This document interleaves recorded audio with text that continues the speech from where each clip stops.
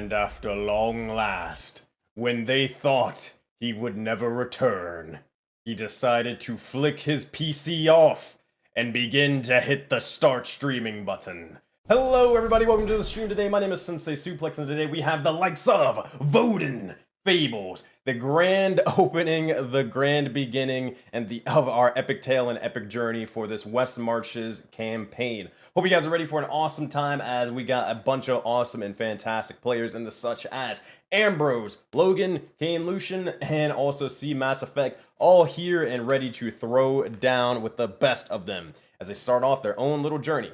Now, with that being said, I got a couple announcements, and I'm going to make them very, very quick.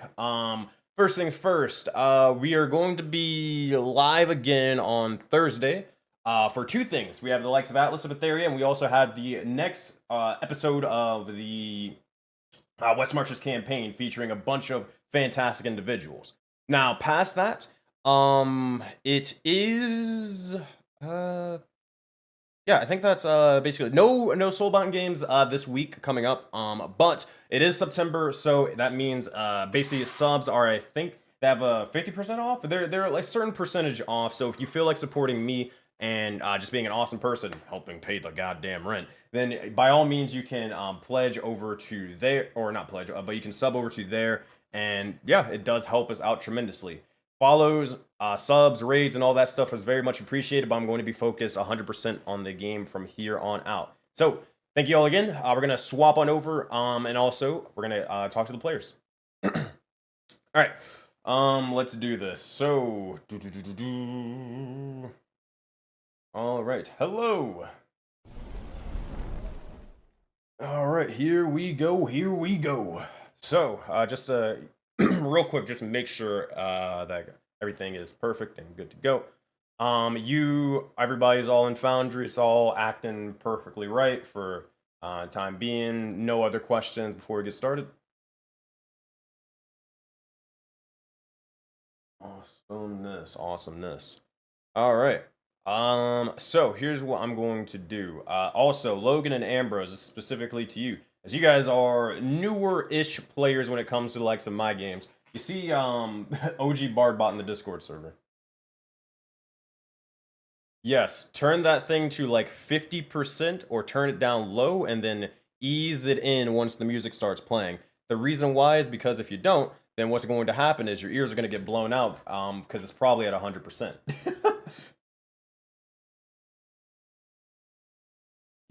Yeah, I just thought about it. I was like, oh shit.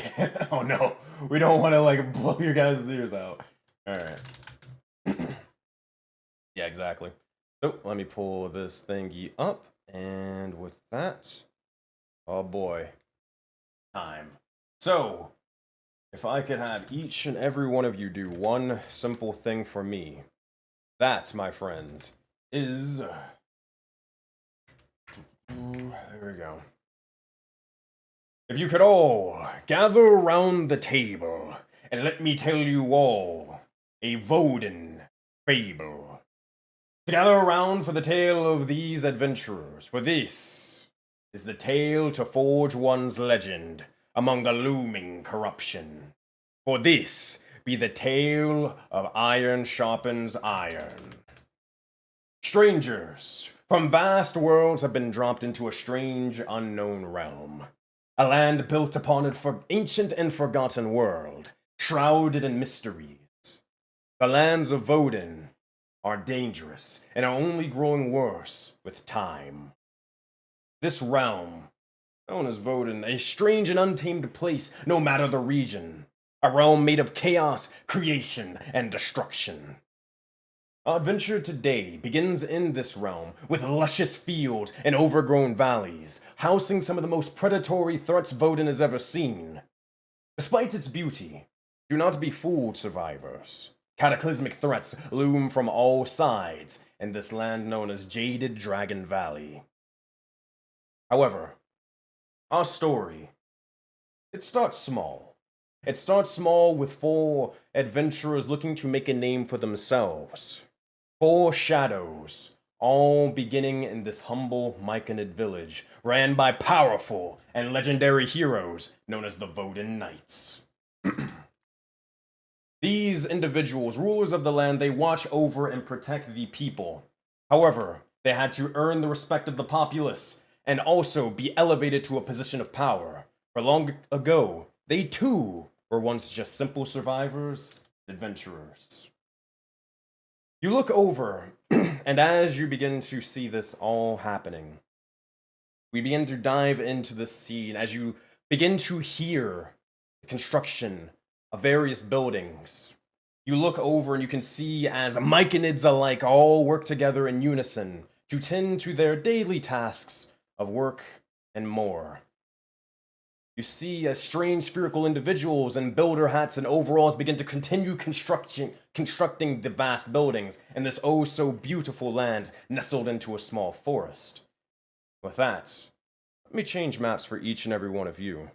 And this is what you see. Now for some of you, as in 2 of you, this map looks very, very familiar. I wonder why. But here is what you see. Alright. Alright. And one moment. Let me do this. And let me also do this for you. And then. So,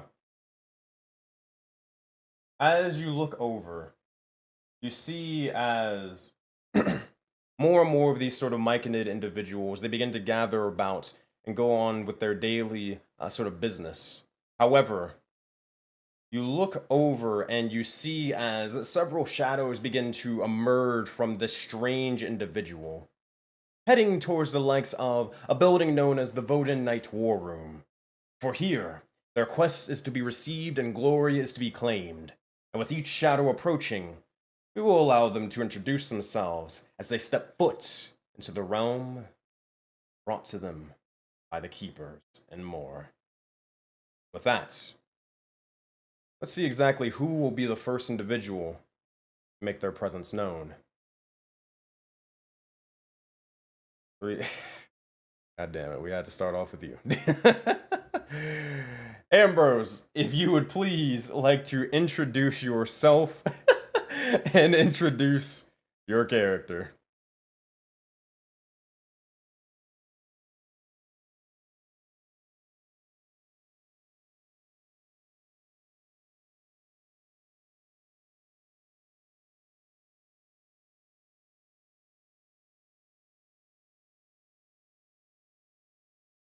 Nope, hold on one second.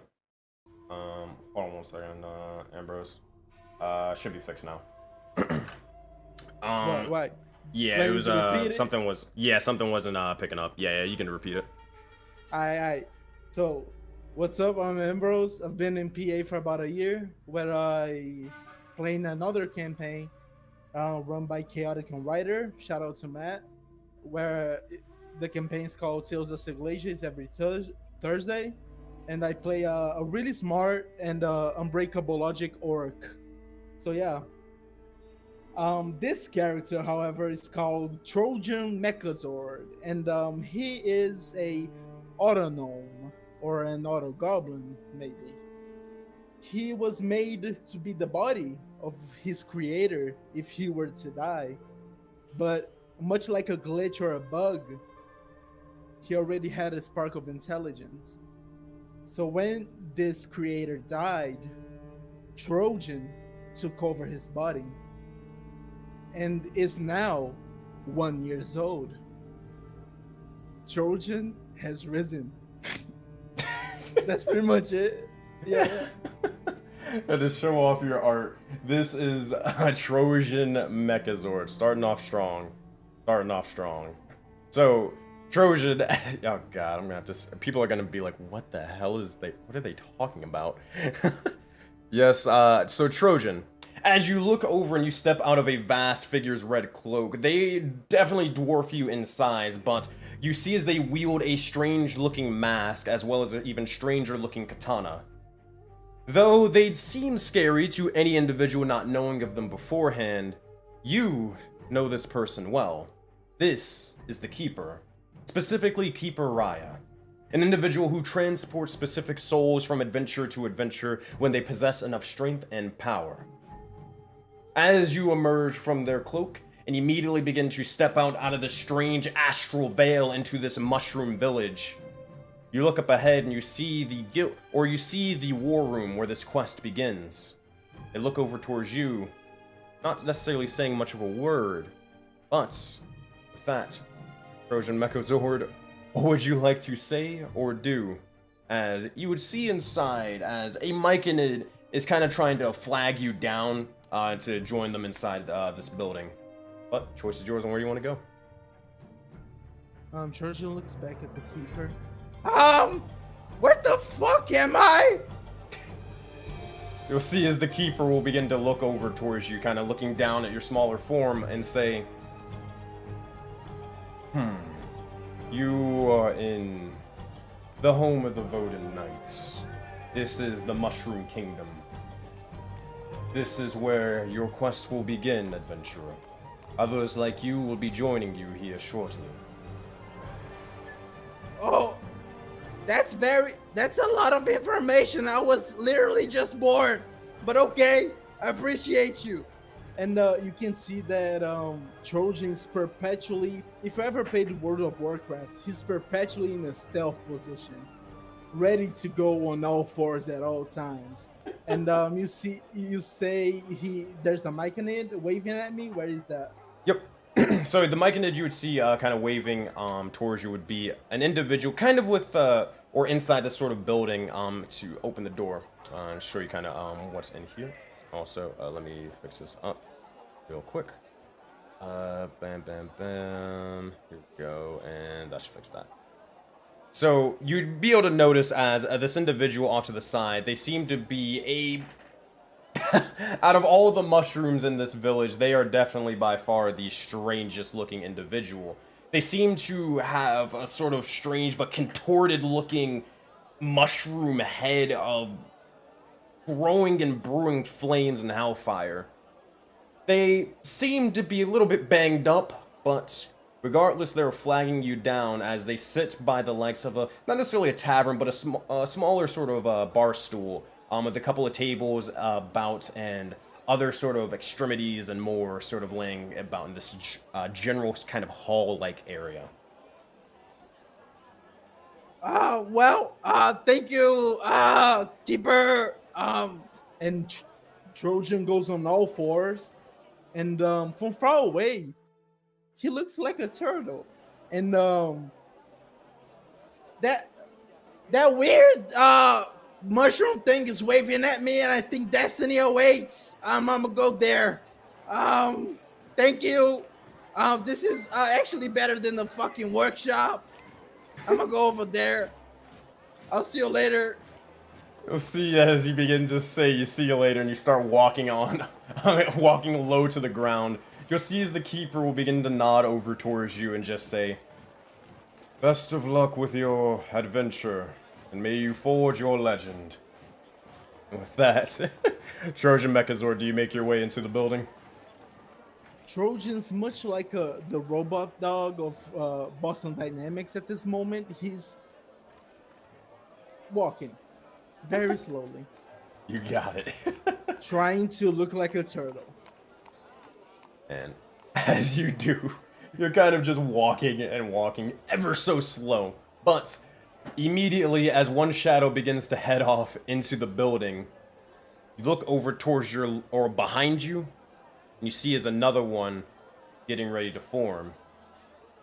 They seem to be close behind you, but regardless, you continue on or do as you do. Let's see exactly who this individual will be. Oh, it can't be you again. Alright. Oh boy, we're starting with the we're starting with the chaos gremlins today. Okay.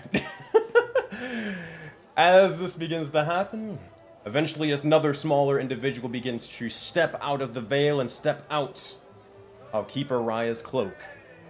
As Logan, can you please introduce yourself and introduce your character? Hi, I'm Logan. I've been hanging about the Discord for probably 8 or 9 months now. I'm normally a DM myself, so I am absolutely honored to be here with Sensei leading the way. And this is my character, Pans Gaspin.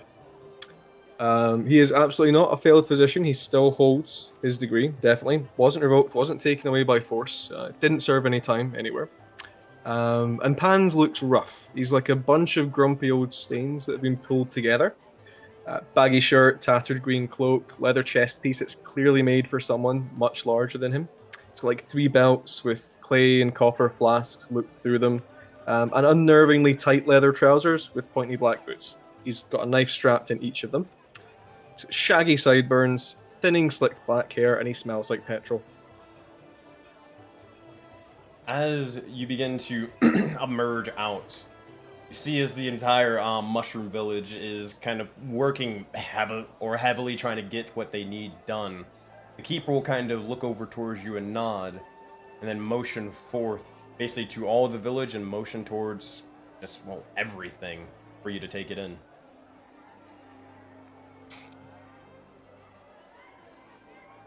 This isn't the Waterdeep public baths. Sadly, not. But what this place is a realm where you will be able to forge your legacy. I hope that this will suffice. Yes, the legacy. Nice. Perfect. Very good. Which way to this legacy? Well, it's pretty straightforward, figuratively and literally. The bridge up ahead will lead you to the war room. This is where you will meet your fellow adventurers as well as the individual hiring you for said quest. All questions should be probably directed towards them. I am simply just the, how you say, messenger, Doorman. more so. Doorman's a little bit, I feel as if I should have a little bit more of a higher title, but you know what? We'll go with Doorman for now. A lot of people feel that way. They're rarely right. I believe that I am. Okay, thank you. Goodbye. It's gracious. You'll see as you kind of walk over, the last thing you kind of hear from Keeper Rise just saying, I forgot how troublesome younger souls are. Oh, goodness gracious. Oh my, is that a turtle? You look over and you see Trojan Mechazord, or what are you kind of doing over off to the side? As soon as he inquires, Trojan stays still for a moment. Yeah, I'm a turtle! Such a beautiful specimen. You sure you're not a goblin? No, I'm a turtle! Insight check. Sure, fuck it, let's go. Make the first roll of the campaign. Alright, fans, I need you to make an insight check. Yeah, I mean, honestly, Trojan, I'm pretty sure you just believe yourself to be a turtle, probably, don't you? No. Alright, you can make it. Deceive him. Make a I'm very deception check. charismatic. Oh yeah. Yeah. Yeah, very I'm a turtle. charismatic. Rolls a 1 for a -1. My God. Alright, so, fans, you can clearly see that this individual is not a turtle. But they do still have the shell on their back, which is curious, but yeah, they're definitely not a turtle. It's just a pure condensed goblinoid form. It's magnificent. I appreciate the compliments, but I'm a turtle. I don't believe you are. We can unravel that together, though. I'll show you a turtle, and you'll see that, despite the similarities, they're very different. I've never seen a turtle hold knives before. I don't have any knives. What are you talking about? He doesn't have any knives visible on him. I've never seen such a well-dressed turtle before, then. Is he wearing clothing? Please, Ambrose, please. No, I'm not wearing any clothes. But if you look closely enough, you can see gears and pistons and mechanical parts all over. I don't his want to body. see your piston. Can we just go inside?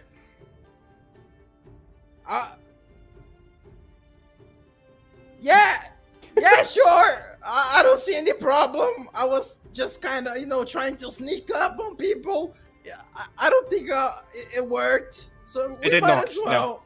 Yeah, sorry. You better be. You should be better at sneaking.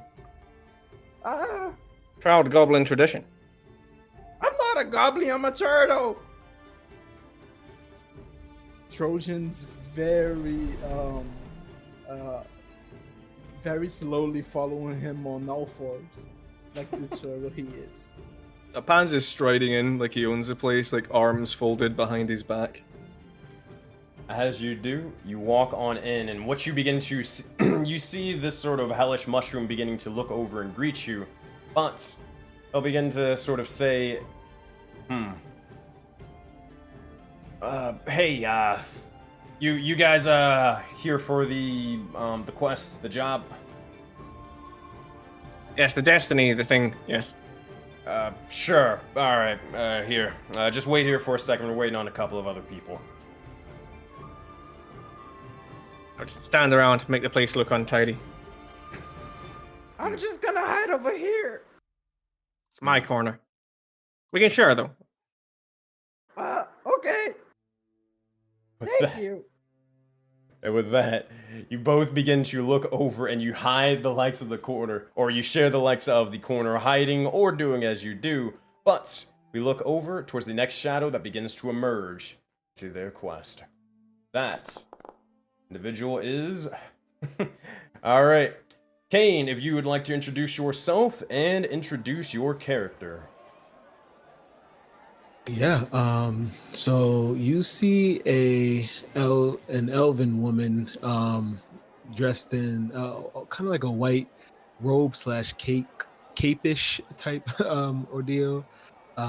She has nothing on her save her weapon by her side and a bright tattoo on her left arm and hair that's flowing with the wind. She definitely looks like quite the minimalist. Enough, easy enough.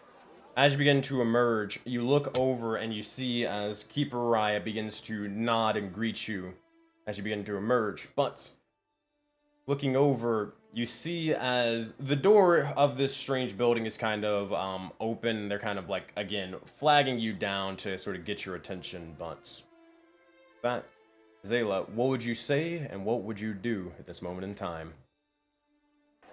She nods to Keeper Raya and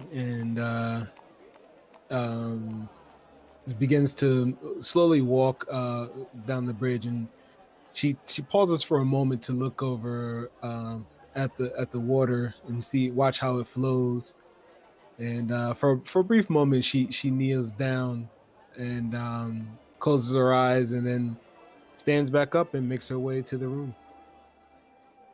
And to do so, you walk on in, and inside, the first thing that you see between the hellish mushroom and the goblin and mechanical-looking individual off to the side, you'd see as there is a fairly organized and established sort of room of differing fruits, vegetables, and bits of drink every now and again. But the mushroom kind of waves you down and says, hey, you one of the individuals looking for the quest? And she nods and she says, yes, I am here for the assistance of the Voden Knights. Perfect. Here, you can join your companions off to the side, whatever they're doing. We're waiting on one other person, so and then we'll get you all set up. Yeah, she takes a seat at the table and waits. She nods to the two individuals in the corner, though. To no good. Speaking of which, Pans and Trojan, what are you guys kind of doing off to the side? You guys just talking amongst yourselves? I think Pans would be trying to convince you that you're not a turtle. You're clearly some kind of advanced goblin life form. You're clearly our destiny. This is the future.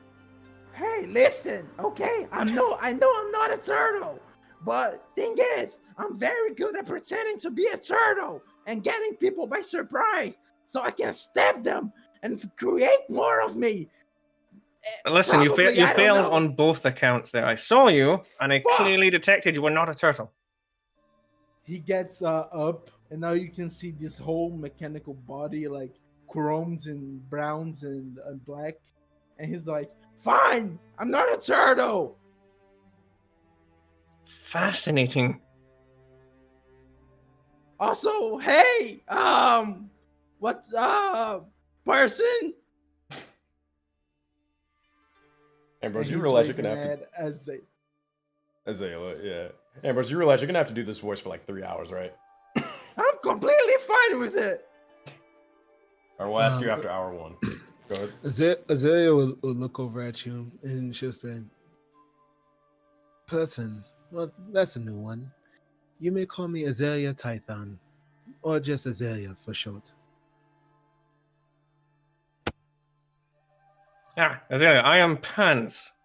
Pans Gaspin. I am Trojan Mechazord. It is a pleasure to meet you both. Hopefully this quest we go on is fruitful. Yes, I'm looking forward to some destiny. I've been promised that by the doorman that let us in. Yeah, true. Goes back on all fours. Destiny. She kind of smirks and says nothing. Yes, see if we can stopper some of it and stick it in these flasks. That could be useful. Destiny. And as you all begin to continue conversing, right in the midst of it, another shadow begins to emerge, and a final one at that. As we look over, and Seamass, if you could please introduce yourself and introduce your character. Copy. C Mass Effect. I'm known by Chris. I play Zaman Ume on Monday nights in Valley of Dreams. I've been a part of Project Aurora for about a year. But today I'm playing Kami Kabili, who was a ex-samurai turned mercenary. Yeah. Bugbear. And Gami Kabili, as you begin to emerge out from the likes of the Keeper's Cloak, begin to find yourself surrounded in this sort of strange starlight for a second before it all fades with the wind. Look about and see the massive village ahead. What would you say and what would you do this time? As he emerges, you see him. What the fuck? Damn it! I spilled my beer. Where am I?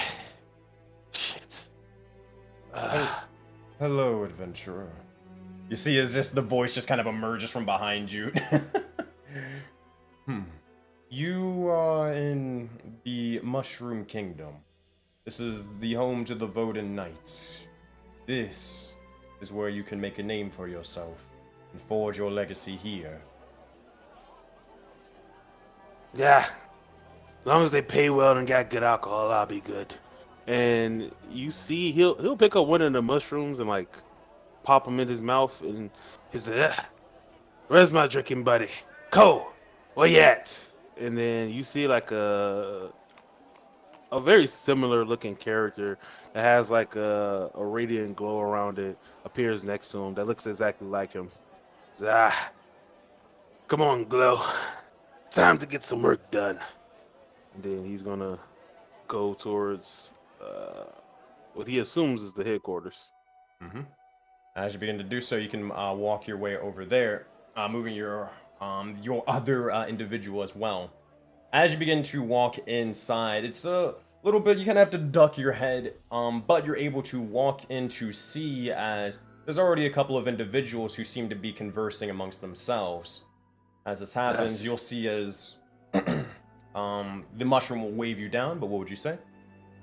See, this wasn't built for larger men. You know, you see he kind of like stretches out and his like arms almost touch the ceiling.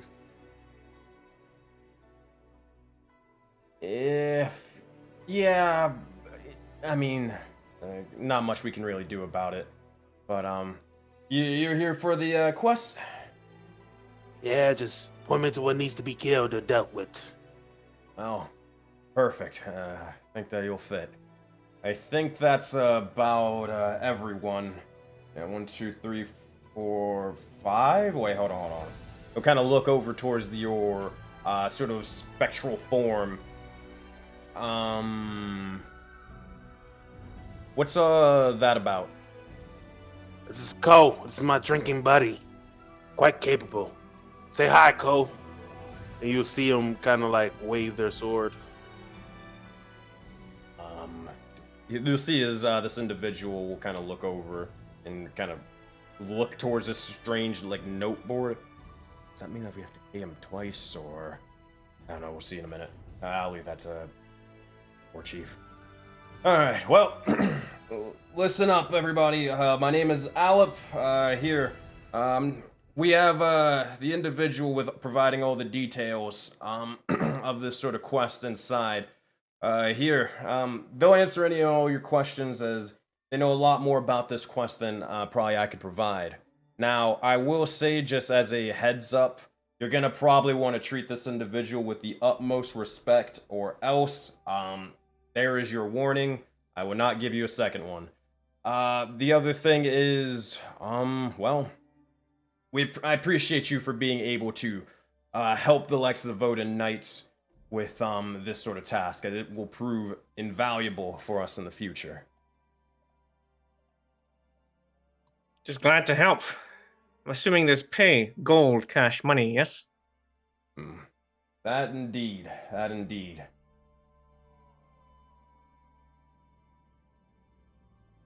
That being said, well, here, we're all good to go.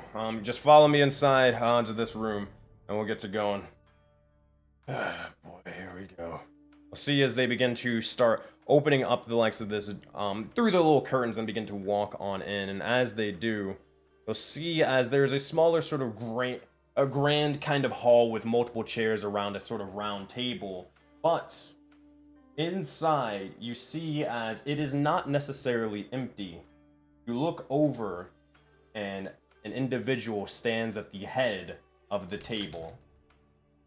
And with that, Sean, if you could please join in chat as War Chief Agni. And there we go.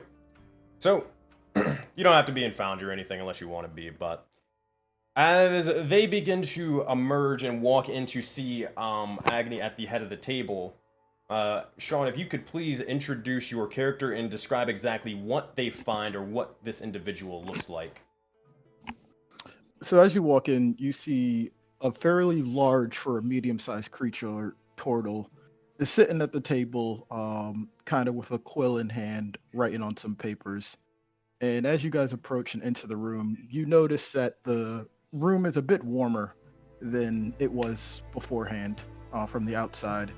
Anyone with martial capabilities would notice he has a large scythe on his back, and anyone with magical capabilities would notice that there is an aura of magic, particularly coming from his backside, his shell.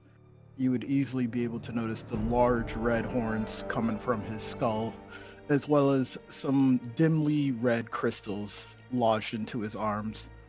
And specifically, as you walk in and he looks at you, you would be able to notice that there is some type of contraption over his mouth. As you guys walk in, he looks at each and every one of you and he tells you all, well, if you guys are here for business, please take a seat and we can get with the introductions.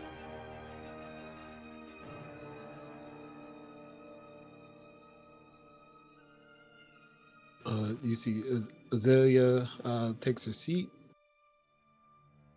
Pans is going to rush over to one of the remaining ones, knowing that Trojan is nearby. I must stay by his side on all fours. It's okay, Trojan. Turtles don't require seats. Use a terrarium. Now, who told you turtles don't require a seat? Oh, no, sorry. I may have misspoken there. I said Yes, turtle. you turtle. did. Not Don't turtle. let it happen again. Oh, Now, sorry, sir. Sorry. You will all refer to me as War Chief Agni. Please, from clockwise, introduce yourselves. Hans is gonna kick Trojan in the leg. Don't say it. Don't say it. I am Trojan Mechazord. Okay. I am very good at hiding, stabbing people, creating things. I'm a robot. Yeah, that's pretty much it. I like your shell. It's really cool. I don't like yours. Who's next? Please don't kill me. You're very scary and seem highly capable. Here's the thing. In this room, my war room, we will respect each other, or you will be out of here. Now, Trojan, it's nice to meet you. Skills in terms of stealth and assassination, very helpful. Who's next? Yes. I am Pans Gaspin, MD, BSc, PhD. I humble goblin alchemist at your service. An alchemist, huh? We do have an alchemy lab, which you'd be welcome to use, upon successful completion, of course. Who is next? You see, Azalea will stand up and say, "My name is Azalea Tython, a member of the Jahadai Order." And she sits back down. Can't say I'm familiar with that order, but your name sounds a bit familiar. Who's next? You'll see Kami and Ko stand up in unison. Kami's a little bit off balance. He seems a little bit wobbly, but he's gonna try to stand straight. And he says, "Nice to meet you, War Chief Agni. I am Kami Kabili, and this is Ko. Glad to be at your service." And he'll salute him, and then he'll take a seat. Appreciate it. I'm glad to have you soldiers here. Now, I do not have time for idle chit-chat, so let's get to business. We have recently constructed a blacksmith place. There's a large tournament coming up, which myself and the Voden Knights plan on entering and winning. There's going to be a vast need of materials, rare metals, which we are looking for, well, looks like you guys, to go out and find for us.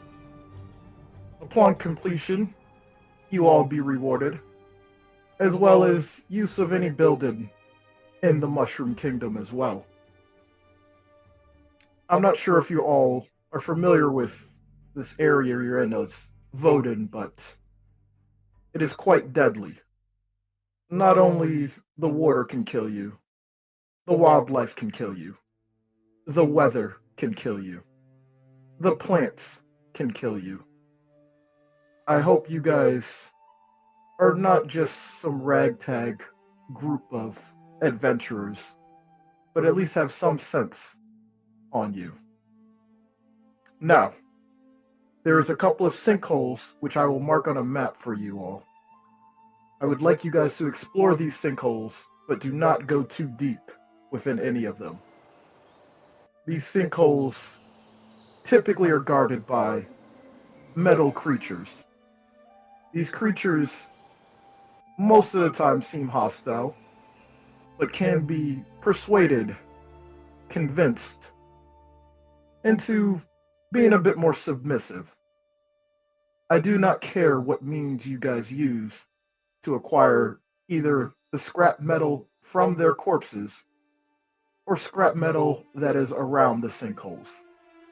I'll trust that to you guys. Lastly, there was a cart left around the village might be broken by now. Maybe you want to take it with you, just to carry more things. Up to you. I'll leave that in your capable hands.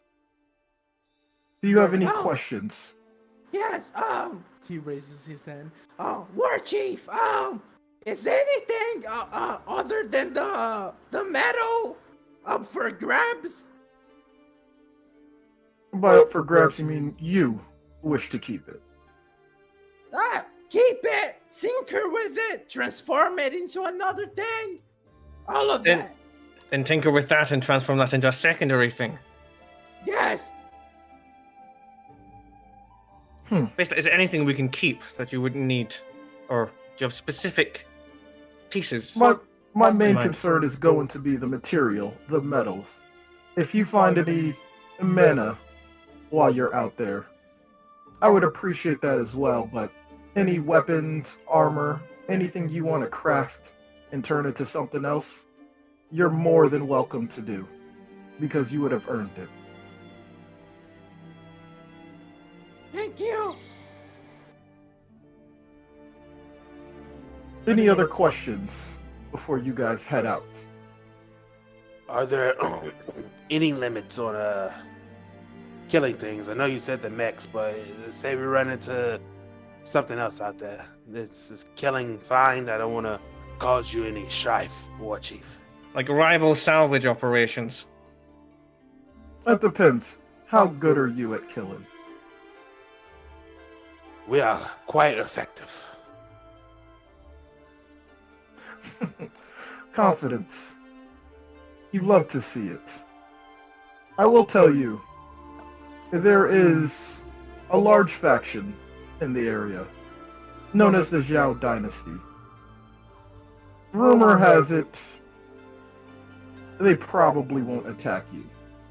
If you attack them first, I highly recommend you completely eliminate them and do not let any escape. And if they do, I do not know your names. Excellent. Leave no survivors if it comes to that. Just like I like it. No. Time here on Voden is quite strange. It can be dark 1 minute and sunny skies the next. Do you guys have any other questions before you head off?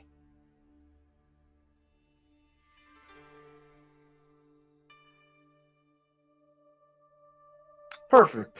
Silence is golden. I will trust you guys are already equipped with any rations, weapons, spell components you need. However, if anything else is needed, Alep will be able to assist you in getting you stocked up on rations and water if needed. Hopefully, this won't take longer than a day for y'all to complete.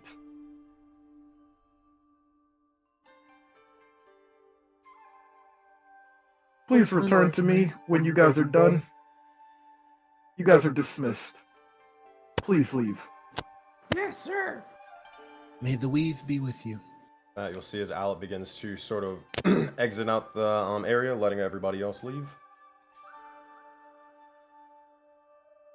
And as you do, as you one by one make your way out, Kami, do you stay inside? No, he's leaving. Got it. One by one, as you guys begin to make your way out, you'll see as Alec begins to walk over towards the door and begin to say, "Alright, well, is there anything else you guys need before I direct you where you're supposed to be?" The War Chief did say if there was maybe particular components that we might require. Seeing as this is a salvage operation, we're looking for metal, mana, interesting, useful things. A pearl valued at 100 GP could be useful for me. Are we to identify anything that might be particularly useful? Let me make sure. Do you guys actually have a trinket shop? You might actually have a trinket shop. Secrets has the trinkets. Ah, that's right. I was like, wait a minute. Oh yeah, sadly not. Yeah, A lunar, perhaps. As far as I know, yeah, we ain't got that. Maybe you'll find it in the sinkhole, but yeah, we ain't got nothing here about that. Fair enough. Anything else? If you find this mana that he was talking about, do we get like extra paid?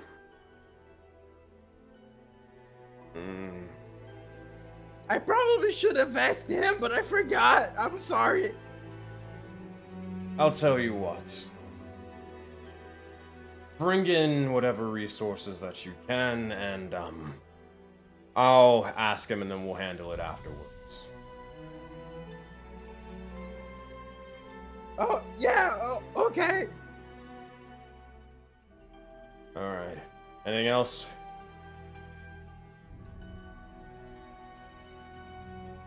Alright, cool. So, here. You have a you have a tavern, right, for the celebration afterwards? Yeah, we have a tavern. Yeah, just make sure get your job done first, and then celebrate later. Excellent. Alright, well, that is all. You'll see as I'll begin to just confirm the coordinates as War Chief Agni has kind of marked the location for this sinkhole down onto your map, as they're able to convey like exactly where you need to go. Do you want to do one thing? Thank you, Agni, or thank you, Sean, for being able to jump on in and be the quest giver for this sort of adventure. If you're able and available, maybe you'll be able to or come back towards the end of the quest, but thank you again. Yeah, peace. Good luck, guys. Thanks, Sean. Thank you, War Chief. That. As you guys begin to gather all of your things, you head forth. You begin to look over as Alep begins to direct you towards this makeshift kind of, how you say, cart. It's a little bit banged up, but it gets the job done in at least being able to carry a couple things. Now it is, unfortunately, how you say, bulky, irritating to kind of pull, and one of the more stronger individuals is definitely going to need to be responsible for doing that. However, if you want to take it along with you, you guys can decide now, or you can leave it for another time. You think you'll be fine. Yeah. Go ahead. Call me and Koa will take it with him. They'll move it together. Hans would try and he'd probably offer to kind of bribe you with his alchemy jug, which is a 1 gallon ceramic jug that contains 4 gallons of beer at the moment. Bribe me to push the cart? To push the cart, yeah. Oh, great. He's going to do it anyways. Oh, yeah. Yeah. Yes, well, I sit in the back. Sure. Yeah, sure. Just give me the bell. With that, you're able to take the beer and a transaction is made. So, with that, you guys are all able to gather yourselves, and if there's nothing else you need to do beforehand, alright, you all begin to head forth further into the forest, and as you all do, eventually you notice as a bit of the sort of wildlife, the greenery, it does begin to kind of shift and change. You notice as the mushroom population, and when I mean mushroom, I mean more so the actual, not necessarily living myconids, but more so the mushroom or overgrown mushrooms themselves. It seems to dwindle off a lot more as you get further and further outside of this village. Regardless, you would see and hear the rushing of water not too far from here, but also, everybody make a perception check for me.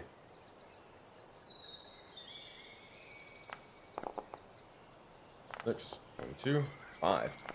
Oh boy, everybody is... Oh god, I forgot about this. It's been 2 weeks, bro. 2 weeks.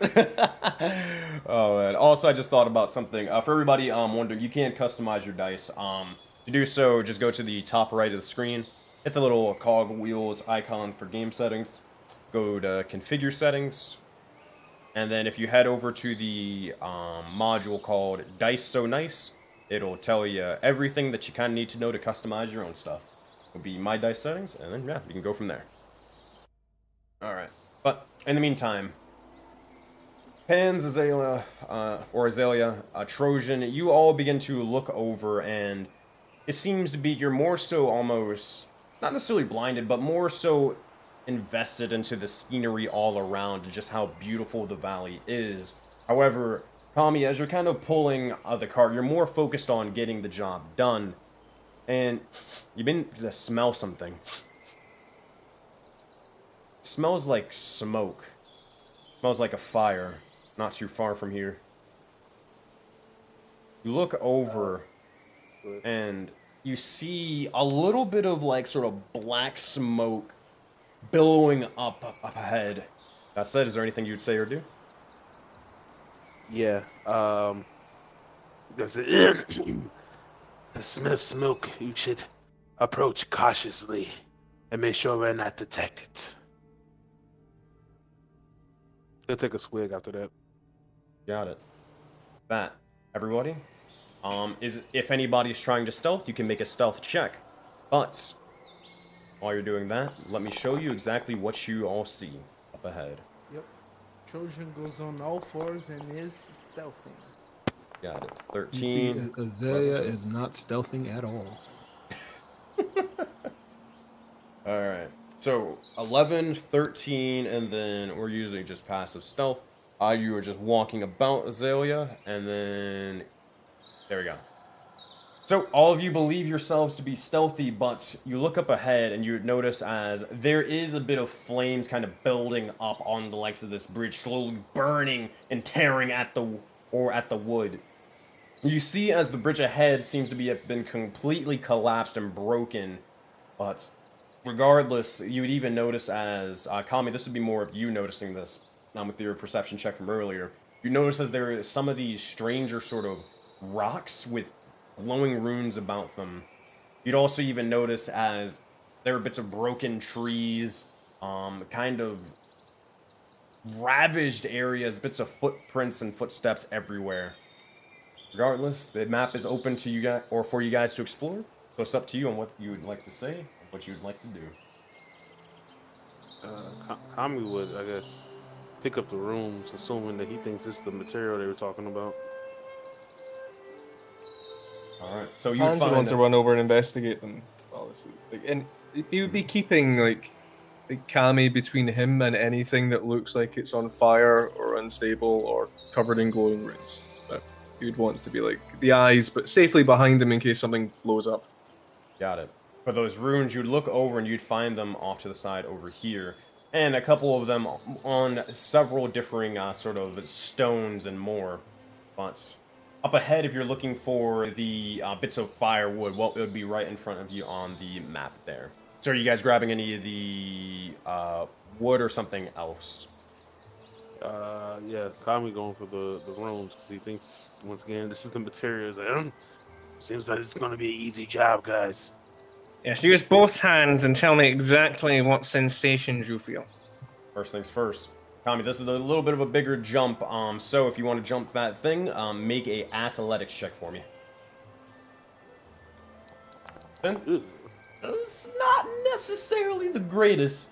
You begin to jump over, and as you begin to try to leap, grab onto the stone, you're able to not necessarily just completely fall into the water, but you find yourself right above the edge right over here. You see as you begin to place your hand onto the little bit of the stone, not necessarily where the rune is at, but on the outskirts of it. And you're able to kind of try to hoist yourself up, but Kami, as you do, you're kind of just stuck. You look around, trying to pull or push yourself up, but it's not necessarily working. Pans, you look over and you see as Kami's just not necessarily kind of moving right now.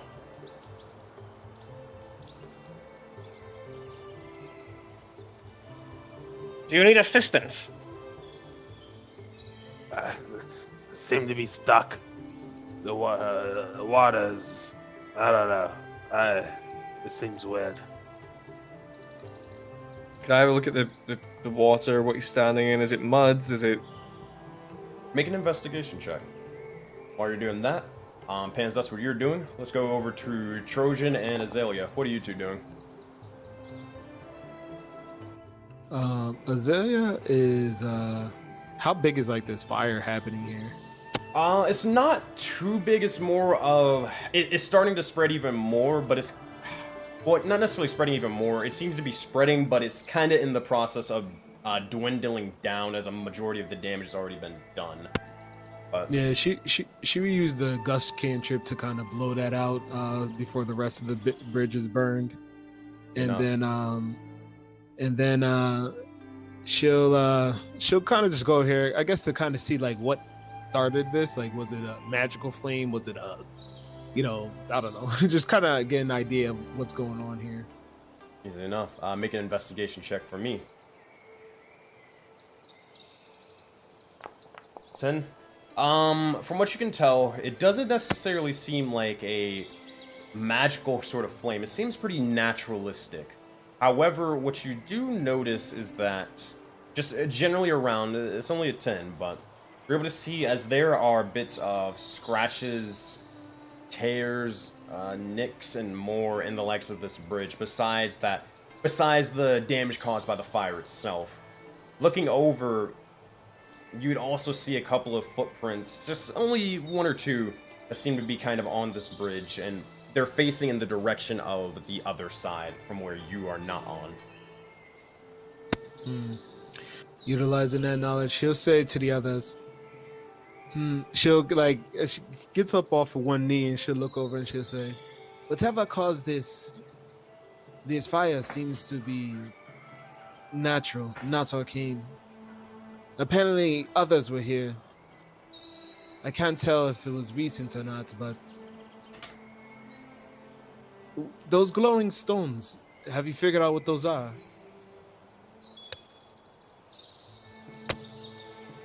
Well, Cammy's having a nice close look, but he seems to be stuck in the mud. Looking over, Pans, you would kind of notice as Kami is really like getting down to kind of understand. They don't seem to be necessarily like on the ground, despite their bigger sort of form. It seems to be like definitely a heavy sort of drop down below. Looking at it, the water is flowing almost around him, but not necessarily immediately about him. So let me explain. Let me show you a little bit of a visual. Let's draw this sort of thing.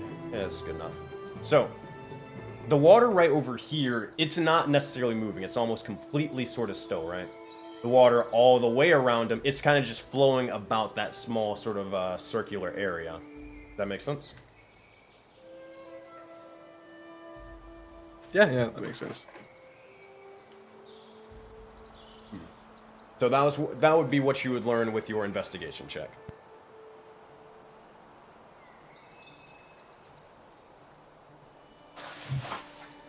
Cammy, if you duck down, I'll see if I can splash some acid over there, erode those runes. That might be what's holding you in place. Kami would just let go. Let go of what specifically? The runes itself? Or the rock runes and all that? Yeah. Gotcha. As you would begin to do so, you let go and Pans, what are you trying to do now?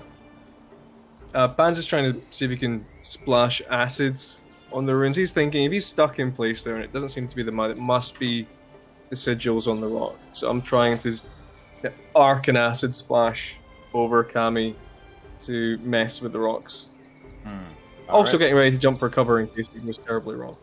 You got it. As you begin to acid splash over towards the rocks, you see as the bits of or vials and acid or acidic tendencies begin to slowly form over the rock and stone. I'll roll this. You'd see as the runes for a second, they begin to glow for a moment and then they begin to fizzle off. It seemed to have a reaction, but it was more so the arcane, from what you can probably tell is the arcane, mixing with a bit of the alchemical sort of imagining of the arcane, aka your magic, in air quotes. With that, nothing seems to happen around Kami though. Okay, we tried the smart way. Does anybody have a rope? Don't we need these things to get paid? It could be worth money, but it doesn't appear to be made of metal. I have like a fuck ton of rope. Let's bring your fuck ton of rope over here. Yeah. Is it a metric fuck ton, or are we using imperial? Will it reach him? Let me look at my shell. And How you- does the you water see- feel, Sensei? Does it feel like it's resistant against me? Like, do I feel just like in place in it? You feel as if... It doesn't feel like as if it's hurting you or as if it's trying to, like... It's aggressively doing anything. It's kind of just there. It's running past you and just literally... I know it's stupid to say, but just going with the flow. It's kind of sees and acknowledges your presence and it's just kind of... or just washes past you. The bit of water that you have that's around you immediately that you'd be touching, it seems to be disturbed and just not necessarily frozen into place, but more so just unbudging, not moving at all. Make an investigation check for me. Okay. Can she do an Arcana check on the water? Because Agni said that the water could do multiple things. Sure. Oh, Make an yeah, Arcana crap. check. Yeah, if you want to join, go for it. Yeah, Hans would like to try and She remember got that the as well. Mazora rolls. Ooh, god damn. That was about right. Bro, sis cannot roll into the double digits. Trojan's got proficiency in Arcana, I'm pretty sure as well. Does he that? Yeah. If you want, you can take a look. Up to you. Trojan, like the turtle he is, walks slowly to the edge of the water and inspects it. Arcana check. 21, 17, 8. So Azalea, you're able to realize that this is definitely magical or the water itself. It's not just this water specifically. The water that begins to flow down and pass and where the water is coming from. With a little bit of a quick investigation of going up to the upstream and then downstream, it's magical. All of it is magical to an extent. What type of magic, that you are not necessarily sure of. 17 and 21. You two, between both of you, you look over and this doesn't necessarily seem like something that was casted magically. Something that just is, something that was, or that exists, or maybe even created by other sort of means. Could be possibly the gods, could be something else. What class are you? Rogue and then Alchemist. Looking more of at a scientific approach. Or you tell me if it's a different way for Pans. I'd imagine it's... No, Pans is like, it's basically ancient goblin booyah mixed with medicine. It's plague doctor magic. Gotcha. Looking at this is definitely a realm that of magic or whatever it possibly could be. Something that doesn't necessarily seem logical or feasible for just the average man to kind of do, or to even kind of make reason up or reason with. Something a little bit more akin to clerical magic or maybe even druidic magic. For you, Trojan, this definitely seems as if some stranger sort of ethereal energies are at work or at play here. Not entirely sure how to sort of maneuver it, but at least when it comes to maybe the gods, you two would know maybe you can appease them by asking them of things, but that's a hard ask to be in, or hard ask in general. Drawing blanks. Yeah, this situation is weird. I don't really know how to free him other than I don't know, asking. You ask the weird water. Beg it if you have to, Trojan, my boy. Meanwhile, I'll try and attach a rope to him and see if there's some kind of we've got leverage. Maybe it might work. I don't know. Where's Cole right now? Cole should have still been on land, right? Oh, I gotcha. Yeah, I'm gonna go grab the thing, and I'm also giving him a little sparkling glow for them.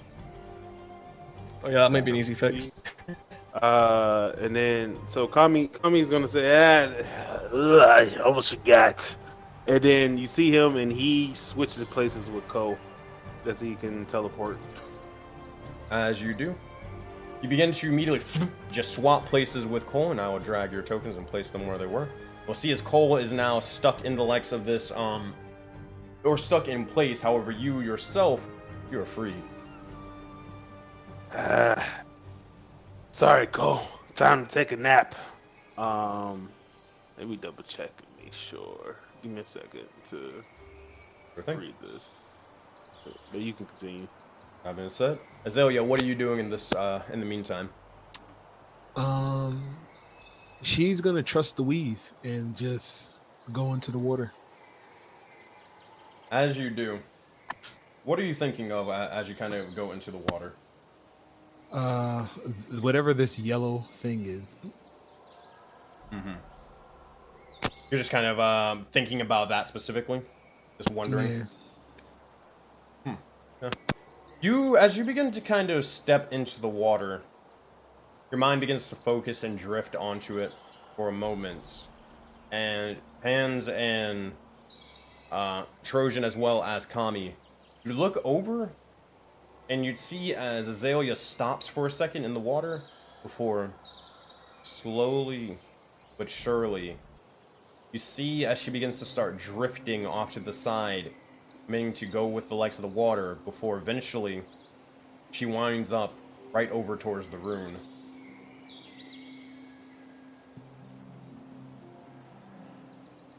And once she like opens her eyes and sees she's at the room, she'll yell across to the others, just simply trust in the weave. Trust. What the fuck is the wave? Listen, it's a magical thing. It's the essence of magic, So the weave is water. Water is the weave. essentially. You see him take a chug and says, "All right, Cole. Time to relax and just go with the flow." And then he'll step in with Cole and he'll just relax and see where the water takes him. As you begin to do so, you relax as your muscles begin to stop tensing for a second. Begin to go with the flow, and you begin to continue on, just as Azalea did. What are you thinking of at the moment, Kami?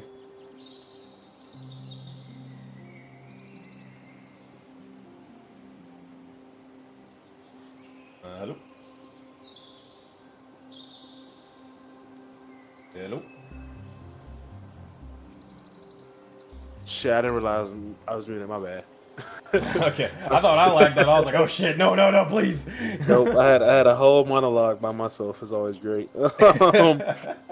Yeah, he's thinking about like shooting some dice that he used to do in taverns, playing some darts, drinking, having some fun, and maybe even smoking a little bit.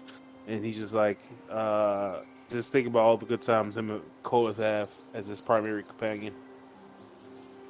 As you begin to do so, you see as you begin to imagine sort of rolling the dice and more and seeing exactly where things take you. As you begin to do so, roll a d6 for me. Ba, ba, ba. 5. Begin to see as you begin to slowly start drifting off to the south, more and more closer towards the bridge. But eventually, you see as you and Cole begin to slowly start drifting into different directions. You see as one of you begins to drift over towards kind of the greenish rune, and the other one begins to drift kind of over towards Azalea, almost splitting off, but still flowing with the likes of the water as it begins to drift you to differing paths. Copy. So you can move your tokens there. So one towards the green and one towards the yellow. Alright. That you see as this is sort of occurring off to the side, but Trojan and Pans, what are you two doing? Hans is going to, like, put a hand out as if beckoning Trojan into the water. He can go first. Hans is watching the stones, people drifting to different ones. He's hoping if he goes last, he might just be able to walk across without having to trust in the weave. This is my first time touching water. Okay. I can tell. Trojan kind of trust falls into the water and screams out, "May the weave take me to the rightful place." And with that, you jump in, and as you begin to do so, Trojan, what are you thinking about? At the moment, Mm-hmm. a way to get across the bridge. As you begin to do so, begin to slowly start drifting for a second, closer towards the end of the bridge for a moment. And as you begin to do so, you drift before you crash into the likes of this strange sort of barrier off to the side. You begin to press, see exactly where, and it seems like almost a forceful barrier seems to be blocking you. As you press, you notice as just the smallest bit of sound or vibration begins to echo and rift across it as you look over, and this is what you see up ahead. It definitely... What the fuck? It definitely seems to be heavily arcane in nature, but whatever the frick this is, you have no idea. A simple touch begins to continue echoing and echoing about before it begins to continue until returning to an almost invisible-like form.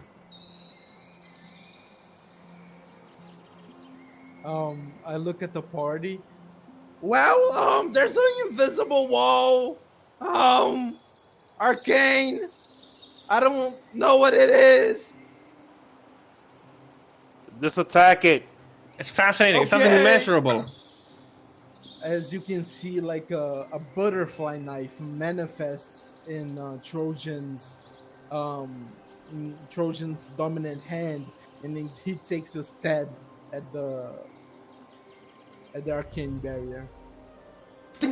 Begin to strike into it as you begin to manifest the knife. Strikes into the barrier, echoes across. Make a strength check for me. Okay. We goblins are great at strength checks. Strength. Oh, for you... Oh, yeah, you got it. 2. Oh shit. You kind of swing over towards it, and the dagger begins to... It kind of just makes a small dent, but not really much of anything. Quickly after, you'd see as that dent, that little scratch, it begins to completely almost wash, or be washed over with more of that strange arcane energy, and it's replaced.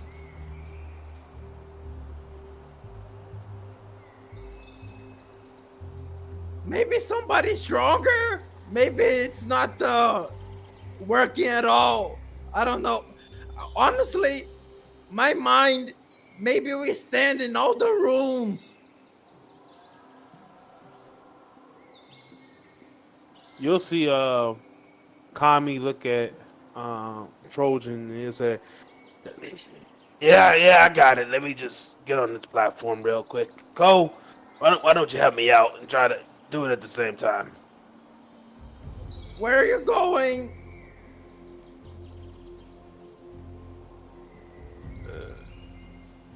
Trojan's going to the pink one then.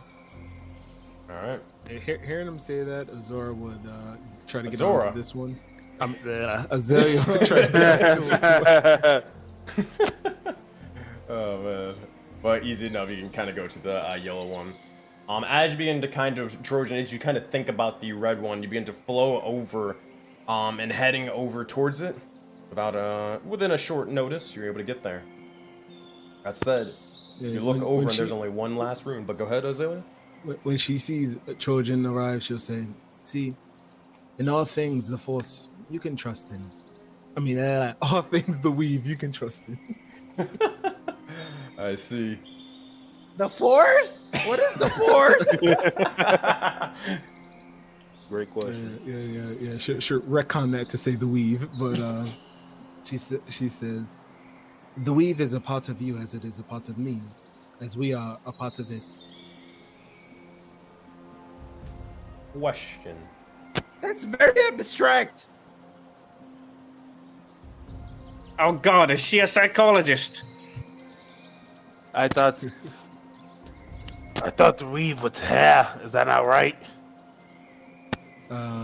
She doesn't quite understand. She pulls her at her own hair and she says, well, no, not exactly, but it is part of it. And she touches the rock and she says, the weave is everywhere.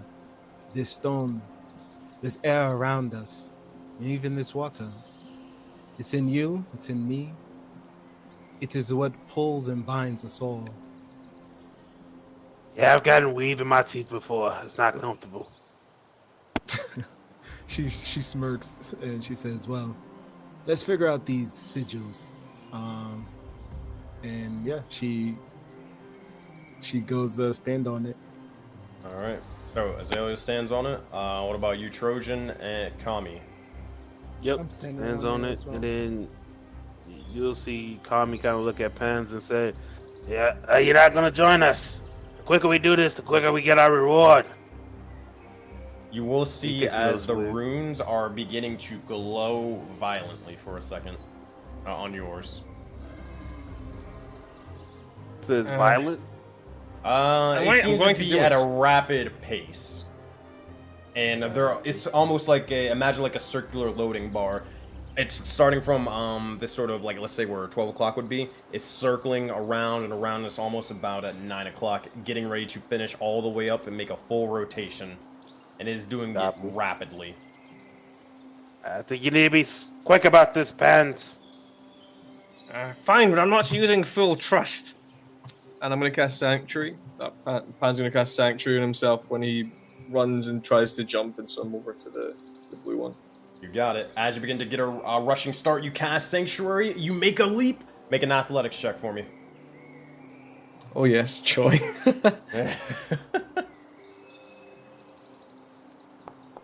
Oh no. 2 gang, look at that, Trojan. As you begin to do so, alright, so here's one thing that I like to typically do. Alright, Pans, that is a failure, but I don't always like to describe necessarily how characters fail. Pans or Logan, describe how Pans would probably fail in this case and scenario. What I think Pans is here? focusing too much on the arcane safety ward, the sanctuary. He's focusing too much on that, and he jumps way too early. So he just ends up kind of falling flat into the water and would be trying to flail his way towards it. He's not a confident swimmer. He's more of a confident sinker. As you begin to do so, you start flailing about, trying to get onto the water, trying to get towards it closer and closer. You immediately feel not necessarily your body lock up, but all around you, the water begin to lock up into place immediately. And with that, Kami, Trojan, Azalea, you all look over and you see as the runes begin to glow and glow and glow before they finish. And as they do, nothing seems to happen. I need each and every one of you to make a dexterity saving throw. Everybody but Pans. He's like thrashing in the water, trying to keep his flasks and things. He's like, These aren't waterproof. It's just needed to get on the rune, man. Trust the weave, even if it gets in your teeth. God. Oh man, these rolls for this goddamn game. Yeah, man. Lord. Alright. Suicide squad. Yeah. Azalea, dexterity saving throw. Dexterity. Okay. I'm gonna spend 1 psionic power, Yeesh. a die, and 1 build for success die. So it's to add to my saving throw. Let me see if I can add both to my saving throw, just to be sure. Okay. No, I can only add 1. Never mind, I'm not doing anything. Okay, so you're not able to do anything then? Or add anything to this? No. Alrighty. So an 8, and a 9, that will all fail. Alrighty, here's what we got. Oof, good lord, that rolled very, very well. That is not good.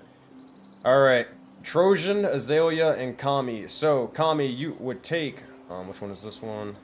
Kami, you would take a total of 9 points of poison damage as you see as the fumes begin to slowly start exploding into the legs of your nostrils, and you feel as if it's burning and burning. You start coughing and hacking up as you take the 9 points. Trojan, you see as flame runes begin to slowly start burning and incinerating your entire auto-gnome form as you take the 9 points of fire damage. Azalea, immediately as you begin to look over, you see almost a divine radiance begin to shine over towards you, blinding you entirely. You feel as if you can't see, and all of your senses have been almost nullified as you take 9 points of radiant damage. You look over, and as you all are roughed up from the likes of the sort of explosion, you see as the runes, they are still there, but you guys are all blown off of it entirely. With that, what do you guys say or do? It wasn't my fault. I'm trying. Fans, get your ass on the run, man. Let's do it at the same time. It surely will work. I am very smart. Trust the weave I'm in even the water and smarter. the flow. Are you stuck? I think so. Is Pans able to in any way wriggle his way onto the rock, or does he have to try? Are they still try flailing again? about? Yeah, he would be trying his hardest to try and push through and get his ass on the rock. Oh yeah, you are, yeah, if you're flailing about, like, sort of kicking up, like, sort of pushing the water and all that stuff, yeah, you are definitely still in place. Trust the weave. Just I let don't go, work. man. You have two Okay. options. Trust or drown. Okay, well, when you put it that way, not willing to die for my beliefs. So. And Pans would try very hard to still his mind and trust in the weave, trust in something he can't see clearly or measure clearly, but he knows is there and it's important, and try his hardest. As you begin to try to do so, try to clear your mind for just a singular moment, and you notice as you begin to start drifting a little bit closer towards the rune, you stop for a second as you see it works. You begin to question, but breathe in, breathe out one more time. And as you begin to get taken by the water, you're able to grasp onto the runes and the rocks as well. With that, you all look over, and it seems that Pans is ready to go. What are you guys all doing? Getting back on these rooms. Okay, wait, guys. On a count of three. Fuck. On the count of fuck, we do it. One, Already two, fuck. stepped on it. And with that, you all get on. Word. Easy That enough. thing almost one-shot me. Near death, Jesus. Damn. Oh my God. Low-level wizard life, man. Low level wizard. Even the trap's gonna kill you.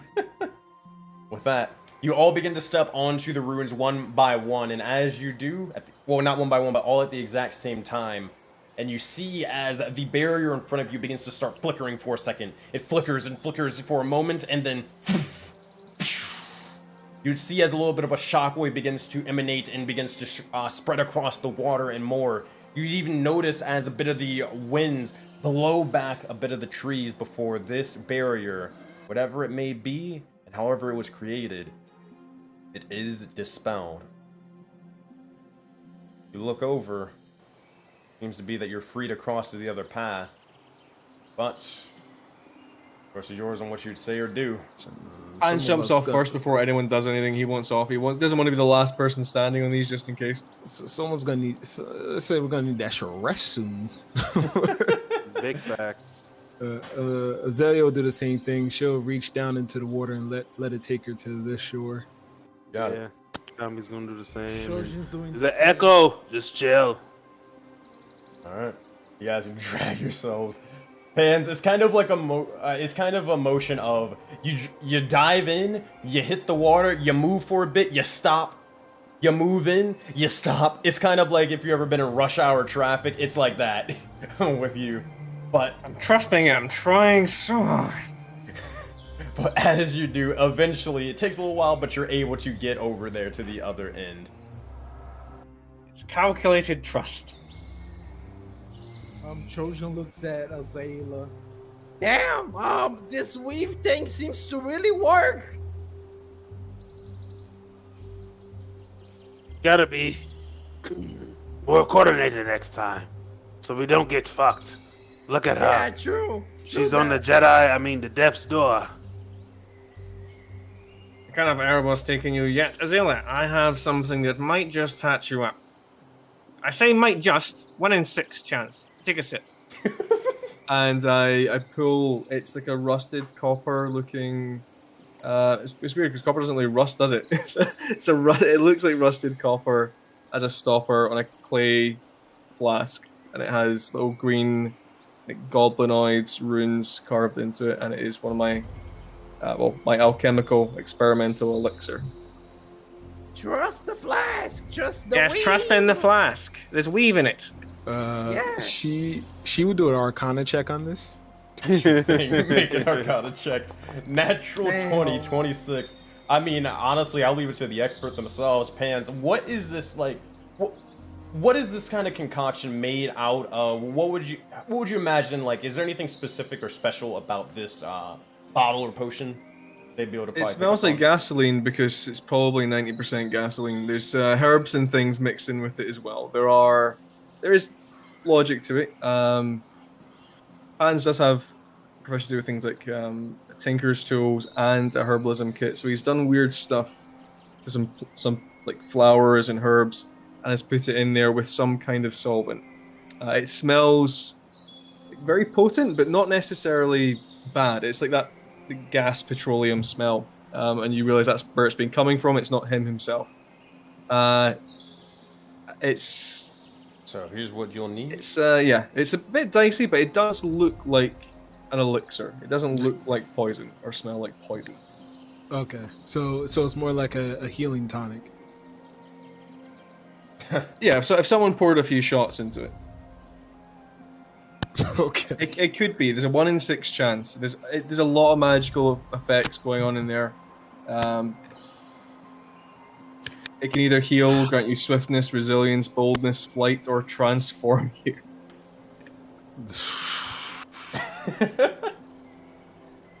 I mean, she'll trust in the weave. So what do you roll for this? Roll I've a D6. accidentally rolled twice. Can we just use the one that I rolled twice? So I was checking to see if it actually rolled. It did not. It's Oh, it just, didn't? Yeah, Okay. that's what I meant by a formula should be fixed. So you can click it again and it'll work. Azalea, Azalea, you can give me the roll. I think it's when the creature drinks it, they roll. So I'll let you do it if you want. Wait, what is it? A D6? It's a D6 for the effect, and I'll tell you what you're gonna get. Okay, that's not really gonna help you now. But you're granted resilience by the potion, so the drinker gains +1 bonus for AC for 10 minutes.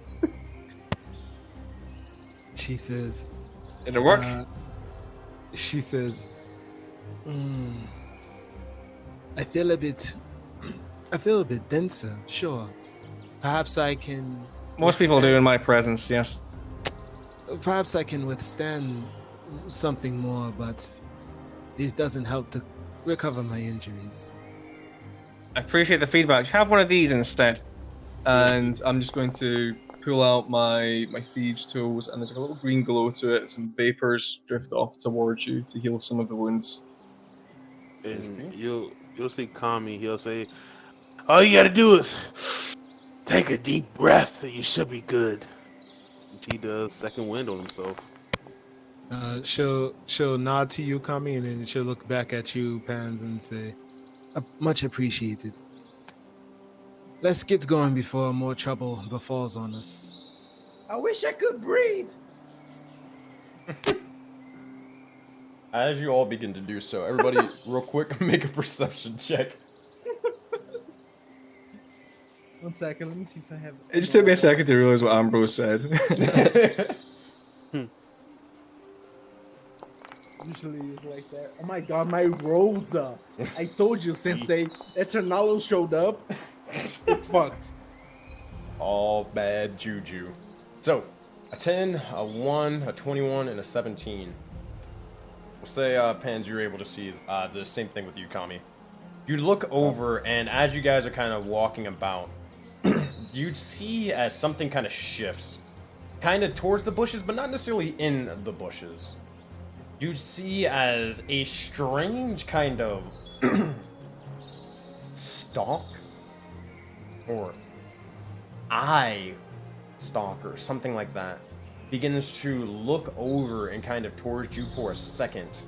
You see as it begins to protrude out of the ground over off to the side here, and then you'll see as it begins to start surging with some strange bit of electricity before begins to sort of sink down directly into the ground, begins to disappear and vanish. That's what you two would be able to see with your 21 and 17. Behind your guard. I think we got company. That's one of the things. He'll send Cole over to kind of investigate ahead of him. Cole, if you see something, attack it. As you do. You see as... Trojan. Oh, go ahead. Yeah, go ahead. No, that's you.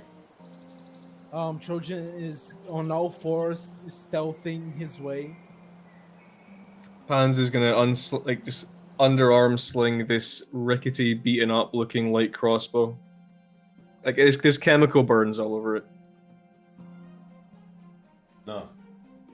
As you begin to kind of walk over and investigate the area, you don't really see much of anything besides where the eye stalk was. You see as there's a hole, and it just kind of goes down and then just drifts off. Not much more than that. You look over towards the rocks and the branches, and you see a bit of electricity sort of, not necessarily like still on it, but more so what's the word I'm looking for? More of the sparks kind of struck into it, and it's kind of leaving a sort of darkened mark onto the stones and the branches around it.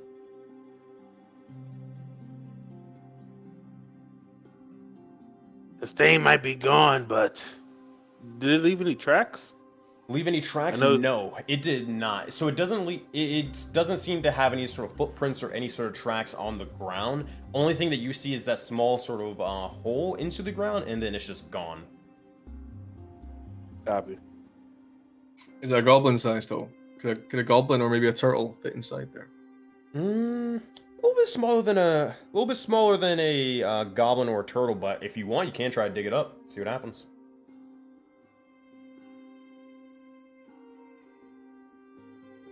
So I don't have a spade or a trowel, gardening equipment, mining equipment.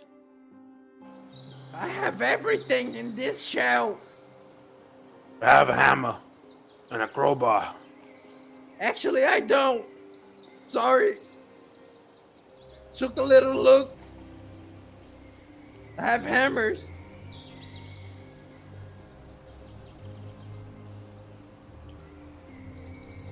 Guess we best just keep an eye out for these then. If we can shoot one of them, catch one of them, that's the things with the metal and the components that the war chief wanted. Excellent. Kill them and then harvest the components. Well, maybe we should head this way. So this is kind of where it came from. Smart idea. Alright. So, are you guys happy with this direction? Yep. Alright. Yeah. So, if you guys are heading Trojan's into... Oh, go ahead. Sorry, Trojan's following behind, but acting as a turtle and trying to be very stealthy about it. Sure thing. Make your stealth check then. Pans would like to just pat you on the shell and say, I believe in you. Channel your inner turtle. I'd like to give him guidance. Got it. Add a d4. And also... yeah, there you go. 20. 20? Nice. As you begin to do so, you feel as if you are stealthy. But as the party begins to continue on heading actually directly into the woods rather than the path, eventually what you guys would see is that the trees themselves, the grass and more, it begins to shift. It changes from more of a kind of a spring sort of color to more of an autumn season more of coloring. You notice as there are orange-ish leaves, yellowish leaves, reddish and pinks, all differing shapes and sizes and more amongst these trees. But it's not necessarily subtle with the likes of its shift. You look over towards the forest and it seems to be one side is like spring, the other side is completely fall. You all look over towards them, as strange as it is, not much you can kind of glean towards it, but this is the forest that you all begin to come up towards. Keep an eye out for dangerous predators. I did mention those. All Stay close. Stay in front of me. Around me, please. Let me give myself vision here. 1 second. And bam. Everybody else can see stuff though, right? Yeah. Yep. Yeah, Alright. yeah. We're gonna say better than that. And then let me bring myself to this scene. And then let me bring myself back over to here. And there we go. Cool. Alright.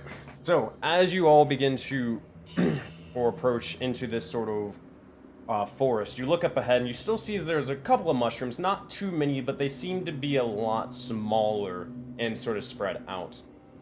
The other thing is you would also see as there is one sort of mushroom-esque, not necessarily a house, but a building of the sort that seem to have these sort of lanterns about it hanging outside. Besides that, look over and you see as the path continues sort of north, or northwest in a way, with a bit of the leaves sort of falling. As soon as this begins to happen, you look around to the left and right and you hear a sort of screech that begins to emerge. You look to see exactly where it came from, but you're unsure. That said, what are you all saying? What are you all doing? We should prepare ourselves for whatever's next. I'm a turtle. Yeah. Who said that? Must be a very stealthy turtle. Yes. Under guidance, wise tutelage from maybe an elder sage. Yeah, I don't know Azalea. what you just said to me. Hold on 1 second. Go ahead, Azalea. Oh no, go ahead. No, yeah, she'll say, if there's any danger, those others that war chiefs told us about, we must dispatch of them quickly. Yes, extreme prejudice, no survivors, and no mention of the war chief. We should keep that silent. Remember, mentioned nothing comes back to him if they're here. Yeah, she knows. Let me go ahead, guys. I'm a good scout. Just let me do something first. That is something And, turtles are known for. Yeah. And Trojan's going to connect himself telepathically to. Let me take a look. Let me learn my class. One thing while you're kind of while you're looking into that, one thing that you would notice amongst the sort of strange roars, you'd see as there is a ever-changing but subtle mist about you all. It seems to be flowing in the likes of this forest, just sort of going all around left and right. It seems to be shifting in ever astral colors. Greens, purples, blues, and more. Sort of sifting through the trees and through the grass.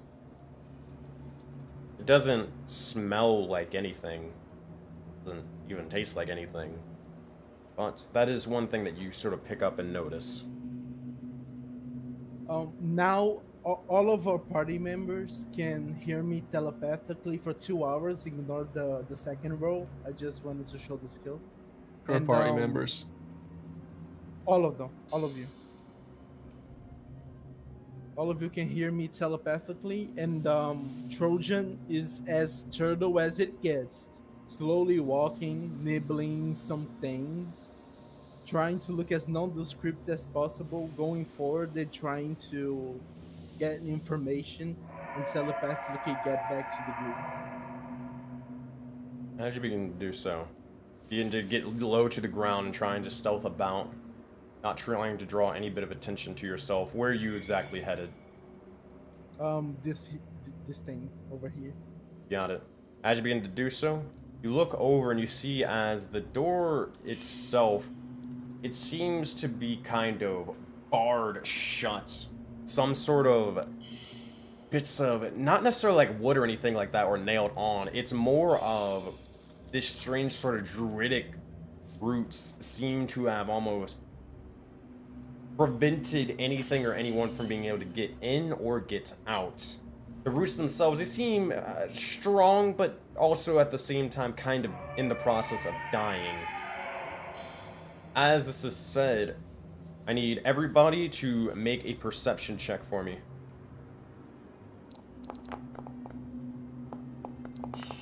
14, 19, 16. 1 second. Oh my God. Also, real quick, it was brought to my attention.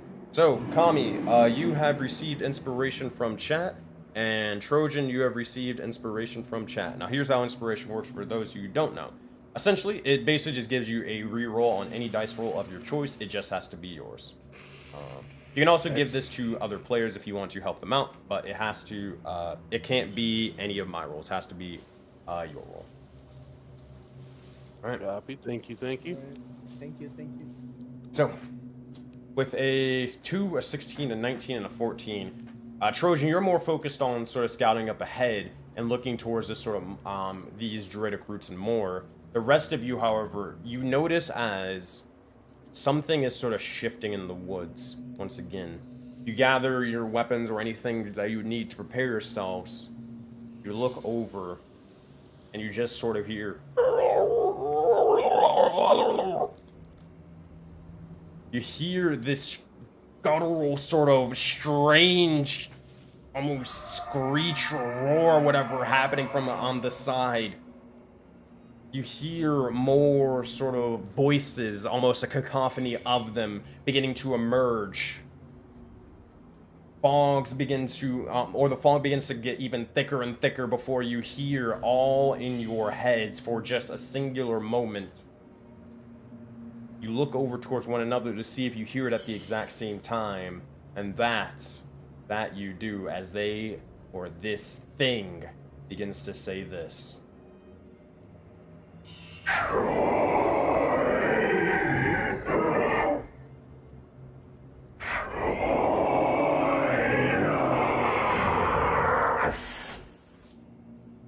As this begins to happen, you look over and you see not necessarily 1, not 2, not even 8, but dozens of individuals beginning to emerge off to the side as you see these astral figures, humanoid with almost these broken sort of ribs, or contorted sort of body parts and limbs, astral bits of them sort of dropping and falling to the ground. You all have heard of these individuals.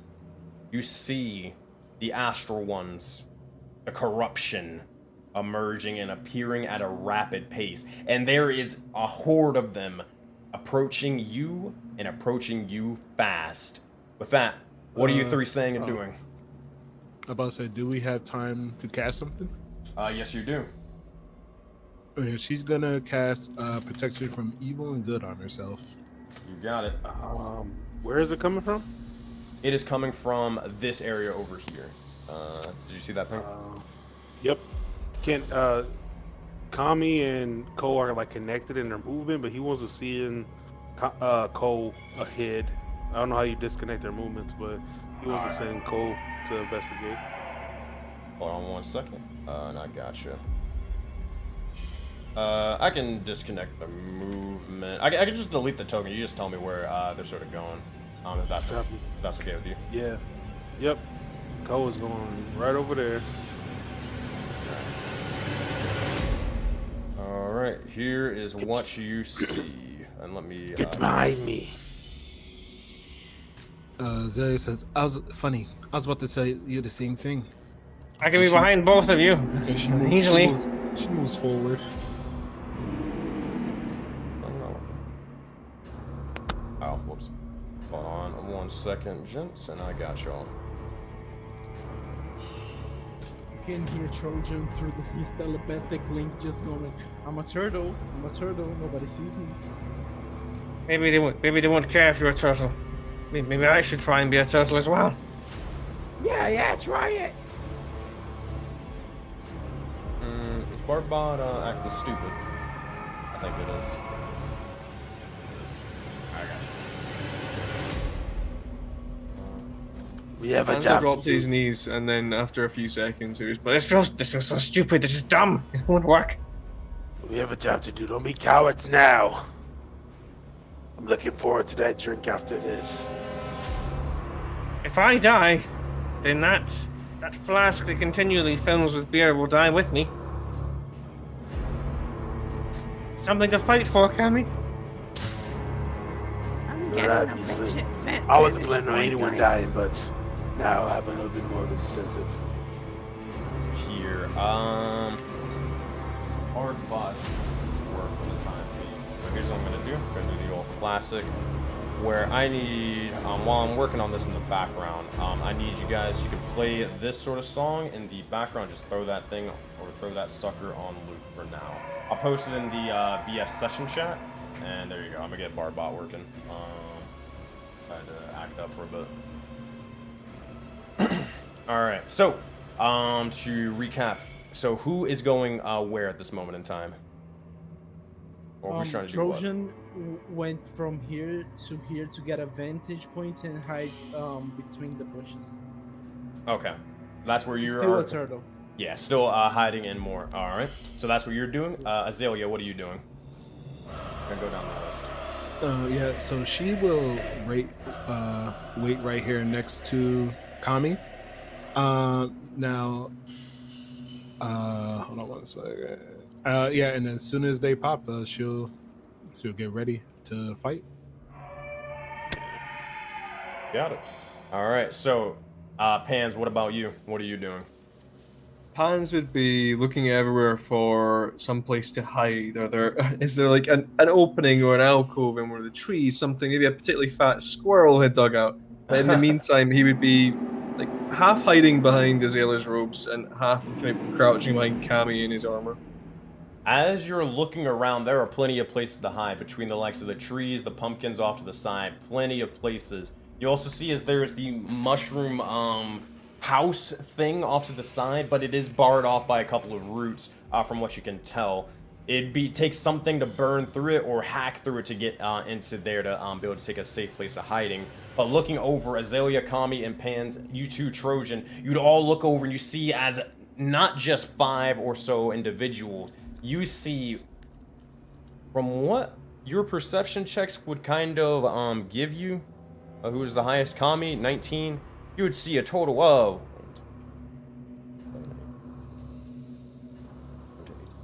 19 individuals of differing shapes and sizes getting ready to head over towards you. You see as there are bulbous ones that seem to be almost rocking back and forth, almost round circle messes of conjoined destruction about. Their faces kind of mangled as they begin to hobble over one by one. You'd also see as there are individuals with spot or astral spotlights for faces beginning to look around towards everything around. You'd even notice lastly as there are individuals clad in armor and steel beginning to make their rounds and make their way leading the charge. That is about how many you kind of see. And they're headed directly towards you. Are you all standing your ground or are you going somewhere else? Trojan telepathically says, Guys, I see like 20 people, and it's not our mission. I think it's a run the fuck away angle over here. I'm going to work on a plan B. Those roots look like they could be burned. And Pans would be wanting to make a beeline to like, where those like roots that are barring the entrance into whatever this tree hut thing is. If they look like alchemical acid, i.e. acid splash could affect them, he would be wanting to go over there and just waving his arms rapidly, trying to conjure globules to sizzle it away. Alright, as you begin to do so, cast a spell. Go ahead, Azalea. Yep, I was gonna say I would give him assistance. You see her take off the sheath of her weapon, and if you pay attention to pans, you notice that it's just the hilt. You don't see any blade or anything. But as soon as she grabs it, this like kind of like a light comes out of the hilt as she helps you to bash down these weeds. As you do How so, soft and you slice? between the both of you, you begin to start striking forth. Here's what I need from you. Azale, you're striking with the... Oh, hold on, one more time. How are you trying to break through again? I was him weaken it and then I slice. I think was the got it. idea. Gotcha. So if that's the case, then I need Pans make a or roll for acid splash. Just cast a spell and roll the damage. Azalea, after that, I need you to make a dexterity strike with your blade. 4 points of damage, not bad. It seems to be dexterity strike. it's more so just make a dexterity check or make an attack roll with your sword, essentially. So 4 points of acid damage over there. You'll see as it begins to, oh god, Right. yeah, oh god, you begin to start burning into a bit of the sort of roots and more. And as they start sizzling away, they seem weakened. But Azalea, as you begin to get ready to strike into them, you strike and the blade actually hits it, but the acid actually starts almost rusting over the blade, and you begin to pull it back. Doesn't seem to necessarily be working here. Regardless, you see as more individuals begin to start working their way towards you. As they do, you'll see as go ahead. My echo should be like right in front of him, so he would start swinging at him as soon as they start rolling up. You got it. Cold light walker, bro. We got the white walkers in the valley now. As you begin to do so, make an attack roll. You can just use your normal sort of thing, but I got you. I'll make a mental note that's where your echo's at. But make an attack roll towards any of those three, my friend. Yeah, he's gonna attack towards the brightest looking one. That's going to be an 8, 16 points of damage. It's a lot of damage, but 8 will not be able to do it. You swing forth, and as this individual begins to look over and see you, spotting the echo in its full form, its neck and arms begin to crack and break before it reaches out and just grabs the echo and begins to just scream into its face. That said, I'm going to need your echo to make a... Oh boy. Actually, is it just this thing? Yes, a Constitution saving throw for me, as it is going to use its blinding light. It might be immune to it, but check. It probably isn't immune to the damage, but it might be immune to the other effect. 12, that will fail. You'll see as it will take... Echoes only have 1 HP, right? They do only have 1 HP. Yeah, never mind then. You'll see as it begins to scream into you, or the echo, it just completely disappears and deapparates. As this happens, you'll see as all the bits of the corruption begin to slowly start making their way closer and closer towards you all. But as they do, you'll see as another massive figure begins to emerge. This one, big, purple, but with a skull for a face, as they emerge and look like this. You'll see as they kind of sort of topple the trees left and right, and as they do, they begin to start screaming out. They haven't necessarily noticed you all, but you are having troubles getting through this door. What are you all doing? Trojan's going to hit the help. place the place that was hit by acid. Trojan's going to full blown with his 2 psychic blades try to hit the same place, I guess. All right, make an attack roll, and then you are helping them with that.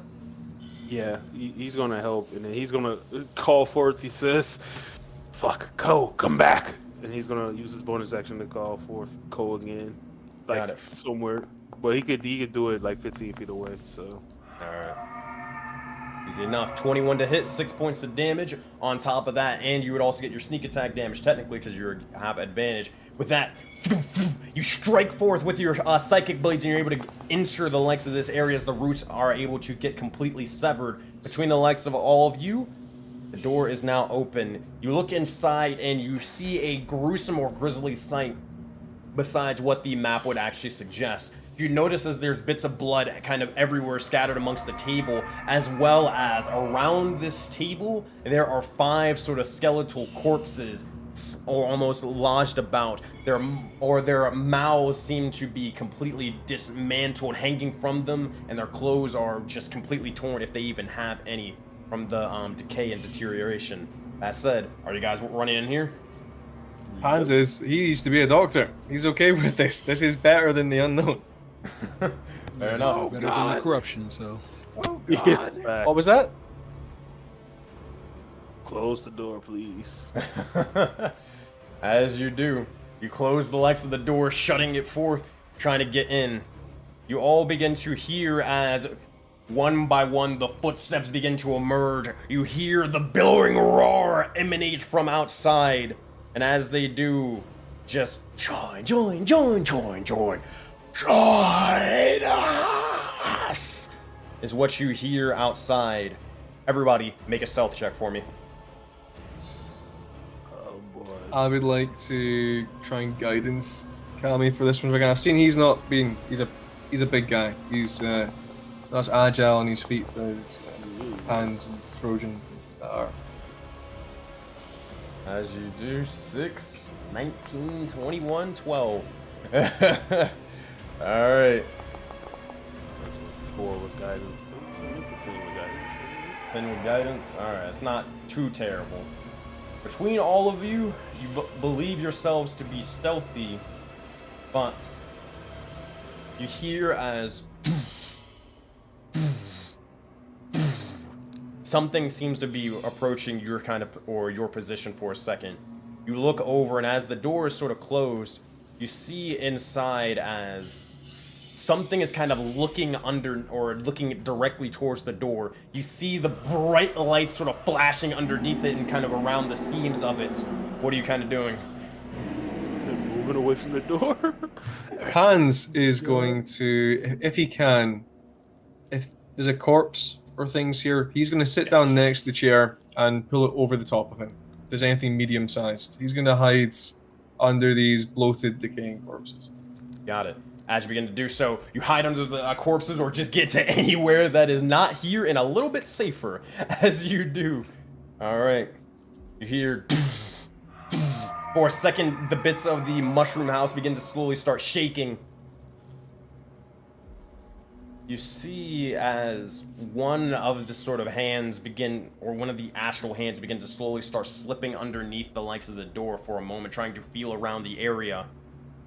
Feel. And however, all you this way, city, nothing. See as the hand begins to retract for a moment. You see and hear as the footsteps begin to grow quieter, quieter. But the likes of them seem to still be... You can still hear the bits of the corruption outside, but it seems to at least be that these individuals have passed by for now. With that, as you're waiting for them to go by and hoping and praying that they do not walk into this area, what are you guys saying? What are you all doing? We're still linked telepathically to Trojan, But right? it's only me through you guys. I can only send messages. You cannot, like, between you, Oh, okay. you know, yourselves. But Trojan telepathically says, "Shut up and sleep. Let's sleep. Why not? Sleeping is always the best option. In a place like this, Yes.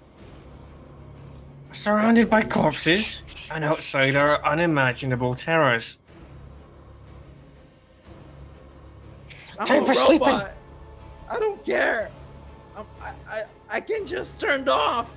But like, they're gonna be outside for a while, and Azalea will say, yes, perhaps we take a bit of a rest until they all pass. I think that's all we can do right now.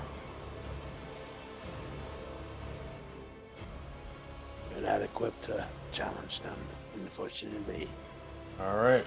Yes, we wait them out. It's a good idea. That being said, if that is the case of what you guys try to do, You all try to wait out the likes of the corruption. Is anybody keeping watch, or are y'all? Are you taking? You guys are taking a short rest, right? Or are you taking a long rest? Your choice. Yeah, short rest. Yeah, sure. Unless, well, I mean, yeah, unless they're gonna be out there for 8 hours. Yeah, that's Up to you, true, man. yeah. We gonna rest as long as they out there is what I heard. There is. Here I will.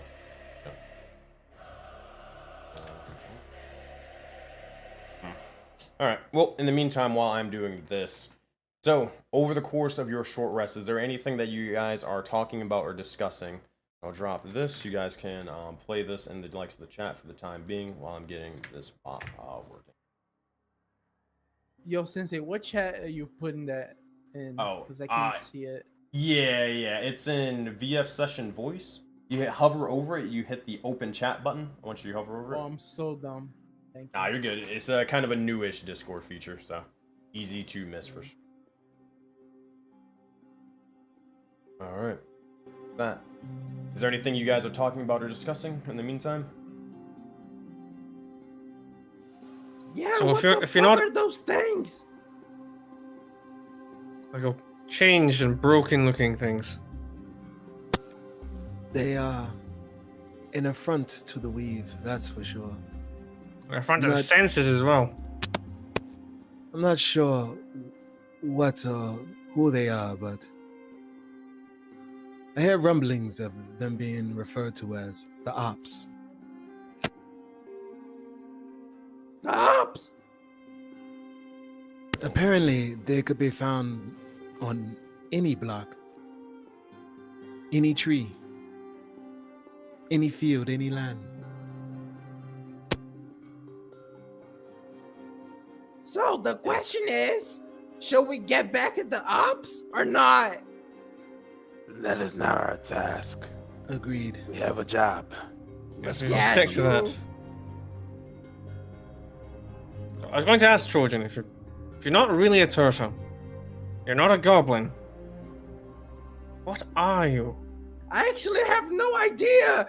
The day I was born, I was kind of transported here. Yeah. I mean, I was just looking for the Waterdeep public baths. I walked through a steamy door. I thought I was going into a nice sauna. Strolled out into Myconid village. I kind of just took over a consciousness and I was immediately transported. I think I'm very important. Oh man, that's bigger than me. I'm That's fucked up. And a drink. How about you, Kami? Why do you have like two of you? Let's go. Basically, an alter self of myself, a best friend and pal. I like it because I'm trying to make duplicates of myself too. Find a nice little mecha creature, settle down, make more. Yes. What? Make more. Duplicate yourselves. Do the deed. Yes, of course. Eventually.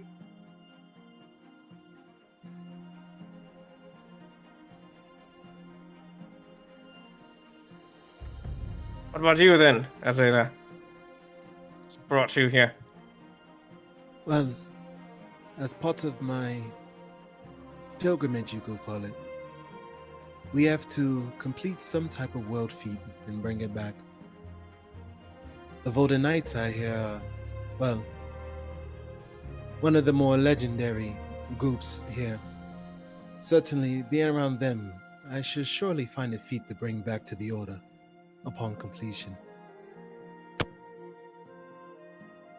Yeah, I heard of someone named Azara's guiding knights with the sword. You look kind of similar, actually.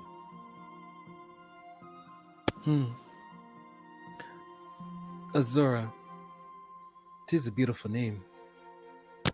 Yeah, based on the rumors, y'all kind of have a similar aesthetic. I wonder why. Perhaps our echoes are linked. Let me stop. No cannon. I'm just over here looking like, God damn it, God damn it. Even Sammy's in chat like, fuck. Well, I have a singularly unique fit. None can match the gasping vibe.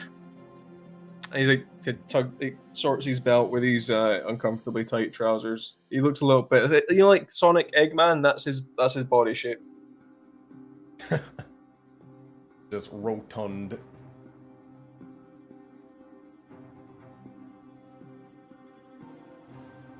That being said, as you kind of are all looking around here, all of you, or I would probably say Pans, because you're the one looking at the corpses in general. Make an investigation check real quick.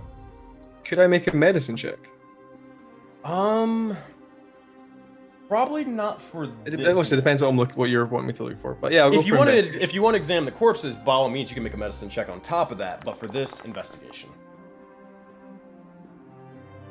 All right, so 11 for the investigation. Alrighty.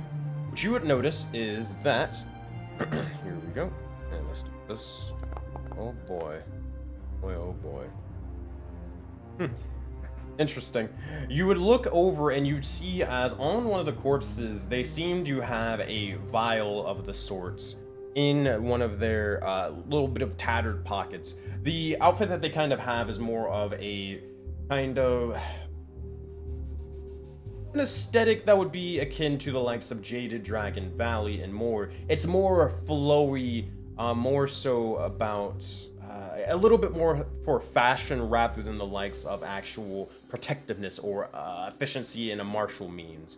Regardless, in these sort of robes, this vial sticks out. It seems to have a strange sort of orange-ish hue to it. That would be what you would notice. As a not uncork it, give it a sniff, see if this seems like something useful, or if it's just something that's fermented like the rest of the bodies. It doesn't seem to really give too much off of a smell, but the potion itself, it does seem very, very dense. And oh, I also got one thing wrong. It is not an orange liquid, it is a purple liquid.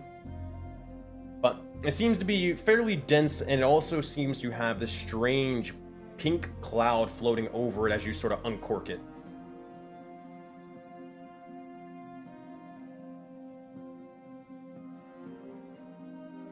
Azalea, would you be interested in being a guinea pig again? This is try to sip, see what this does. I'm very small. Listen, I'm very small. So if this is poisonous, it will affect me much more than it will you. You're young, you're healthy. I'm old and frail and fat. She raises her hand and she says, "And pass me the vial. Perhaps I can ascertain what it is." I'll offer it up to you. Yeah, she will take the 10 minutes to cast Identify. Alright. As you take the 10 minutes, you guys have plenty of time. It would reveal that, oh, it's actually, before I do skip to that, is anybody doing anything within those 10 minutes? Or just all waiting? Trojan wants to investigate around for the metal we're looking for, and any maybe parts of constructs. It's a thing he always does. Got it. As you're looking around, investigation check for me. 20. You find as there is bits of metals here, but not as much as you necessarily expected. You would see as amongst this sort of, or mainly on the individual corpses, there seems to be a bit of scrap metal and also strange bits of technology. Highly, highly advanced technology at that. Circuits. Bits of things that would react to electricity. Seems to be definitely an interesting find, definitely something to sort of keep, but not as much as you were necessarily expecting. But what you are able to at least or put down is that you must be getting closer to whatever this area that War Chief Agni mentioned, as it's becoming more and more prevalent. The other thing on top of a bit of materials that you would find is you would even find a strange sort of gem-like crystal that seems to be glowing with this bit of pixie dust or aura about it. A mana crystal. He pockets it without anybody seeing. Try to make a slide of hand check. 27. Oh yeah, no one saw that. I'm a sly motherfucker. Right. So just let me gather my things here. So I got some materials and circle-like things and a mana crystal. Mm-hmm. Yep. So 2 But- materials, and 1 mana. Okay, 2 materials, 1 mana. So the way we the way we kind of handle resource gathering in the likes of Soulbound, just to keep it simple. No matter what you kind of find, if it's useful and if it can be used to build something, we just call it materials or whatever, right? And it's Okay, not like got you it. have to be like, oh, I pick up, a comb and then I pick up some nails and I get some wood or whatever. Nah, it's just everything is classified as materials. Gotcha. Perfect. That's what Shojin's doing. All right. Anything from Kami or Pans? Tommy begins to drink because he's just had a near-death experience. Couldn't even damage one of them things. Having said, as you begin to take a swig, we drink about, and eventually, as you finish the identify spell, yeah, you're casting identify, right? Make sure. Let me click on your character sheet. I'm pretty sure it's identify. Yep, identify. As you begin to finish the identify spell, Azalea, what you would learn is that this is a potion of mind reading. Potion of mind reading, essentially, it would be if you drink this potion, you gain the effect of detect thoughts, that spell. And you would gain this for the entire duration, which would be up to a minute. She says, this potion, it allows you to tap into the weave and understand the thoughts of others. Not quite unlike what Trojan had did prior, but this instead could possibly allow you to dig deeper into not only understanding their surface thoughts, but, well, maybe even their very desires. Yes, pry open the motivations, the drives. Yes. Mm-hmm. And she'd put the vial. Well, she would hand it out to you to take back. Yeah, Pans will clip it onto his little belt pouch thing. It's a very morally dubious potion, though, isn't it? To unwillingly pry into someone's mind. She looks at you. She says, "I'm sure you'll figure out uses for it." Yes, of course. I would never misuse such a delicate elixir. She's gonna insight check him as he says that. Inside check, go for it. Also, I will add. So, Pans, you're gonna be the one having the potion then. Yeah, he doesn't even. There's no deception here. He is. There's a creepy grin on his face. He's clearly implying that this could be very useful. He doesn't care about the morals. Understood. She won't say anything. She'll just say, "Well, we all have our choices to make," and she'll leave it at that. Guys, I have a question. It's just that, those people that summon us, they seem to have, they like these mana crystal things, right? Do anybody have any idea what it does? Because, if I find one, then, maybe it's dangerous, I don't know. Zaya will say, "Yes.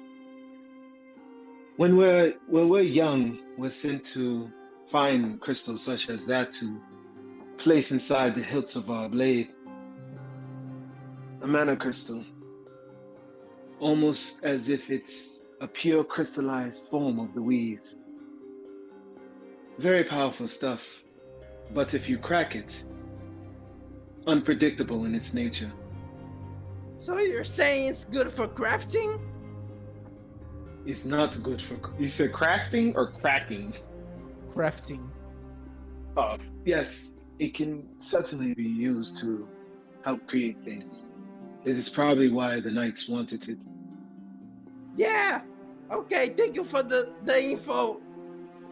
Yes, keep our eyes peeled. Remember, they did say that we could skim a little off the top. Oh, I'll Anything never do interesting? that. Absolutely never. And Pans is gonna just like move his cloak just to cover the potion that he found here.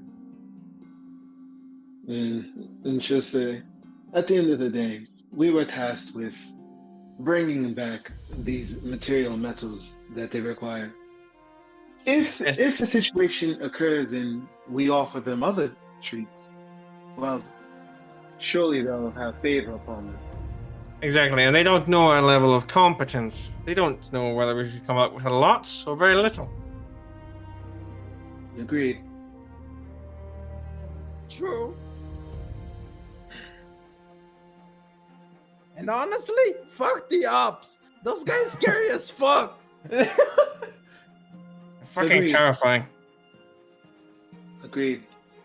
They are terrifying, but where there is no emotion, there is peace. Remember that. As you guys are all sort of saying this, over the course, you do hear as the voices begin to kind of settle, but you all begin to feel a bit of rumbling, beginning to sort of shake about. Look over and you see as the chairs begin to start rumbling a bit, the kind of makeshift decorations in this strange mushroom house begin to start shaking. Some of it beginning to actually drop onto the ground before it begins to sort of start fading off. If it went in a direction, it seemed to go in or start here, over towards that, and then end over here, and then just keep going off that direction.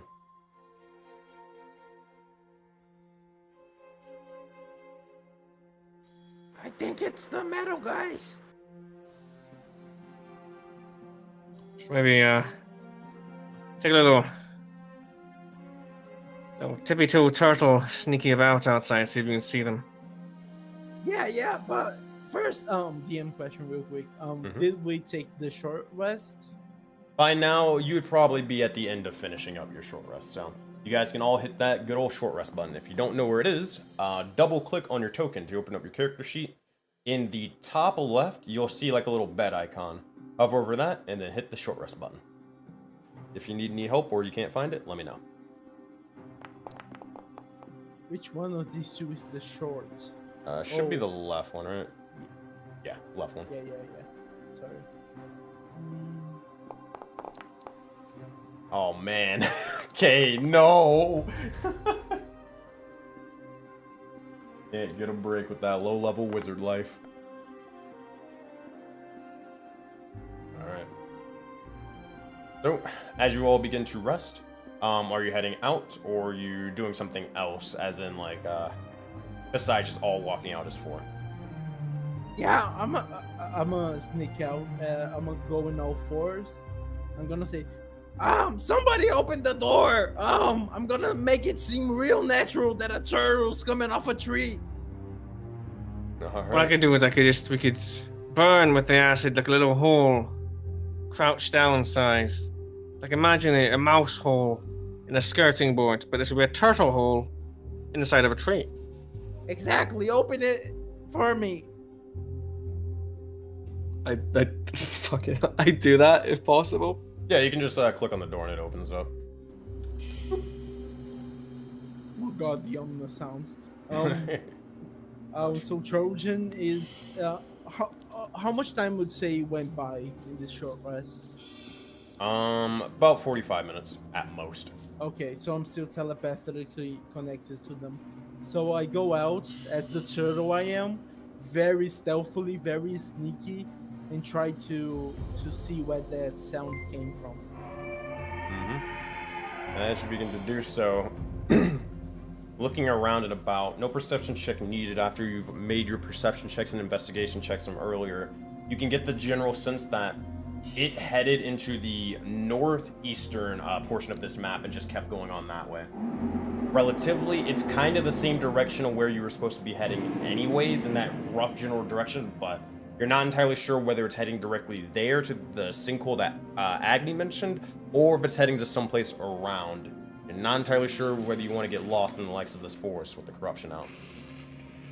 everything that Sensei said, the party knows because Trojan's relaying the information, and he asks telepathically. He says first, "It's clear. There's no ops. Should I keep going the direction north, western, eastern? I'm bad with directions. Or should you guys come with me? I'm fine scouting. I'm You just really profess good that at you're it." bad with directions. You are not fine scouting. We'll come with. Oh, okay, fine. I think we should head back to the water and take the road to the sinkhole to avoid the ops. It sounds like the safest route. Sounds like the most intelligent path as well. What, you want to see the ops? We don't want to see the ops. Oh.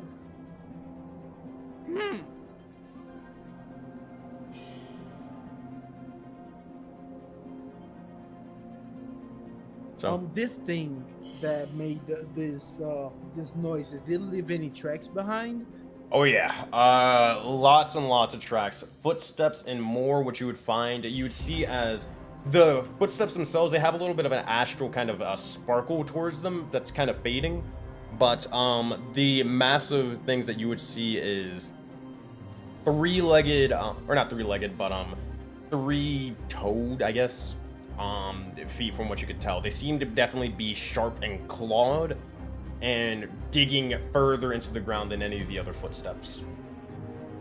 Oh yeah, fuck that direction. I got that shit wrong. Sorry. As I was saying, we've wasted certainly enough time. Perhaps it's best we just take the shortest path we can to the sinkhole. What is that path?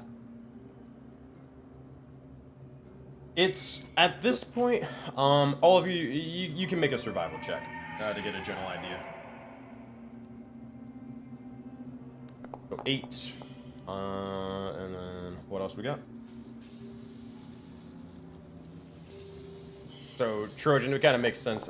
You're kind of like a little bit sort of frazzled still. Same thing with Pans, as the corruption kind of threw you off your games, and you're not necessarily scouts as well. Azalea, yeah, you're not necessarily familiar too much with this region, so it's kind of a hard sell. Tommy, at the most, what you're able to get is that you guys are heading in the direction of the likes of the sinkhole anyways. It's more so, do you want to double back, head over towards the likes of the river, take the road, and take the safer route, but waste more time and possibly get caught out at night? Or do you want to continue going now, get there faster, and still have daylight, but possibly run into the likes of the, well, ops or any other monsters? Choice is yours. I vote for the shortest journey. You can hide amongst the foliage, the trees, the plants, and that's why we hopefully get this done before nightfall. Yeah, she would say the same. She'd agree. Kami will vote for the longer route, but he'll say, well, if we really have to be stealthy, I need to remove his armor.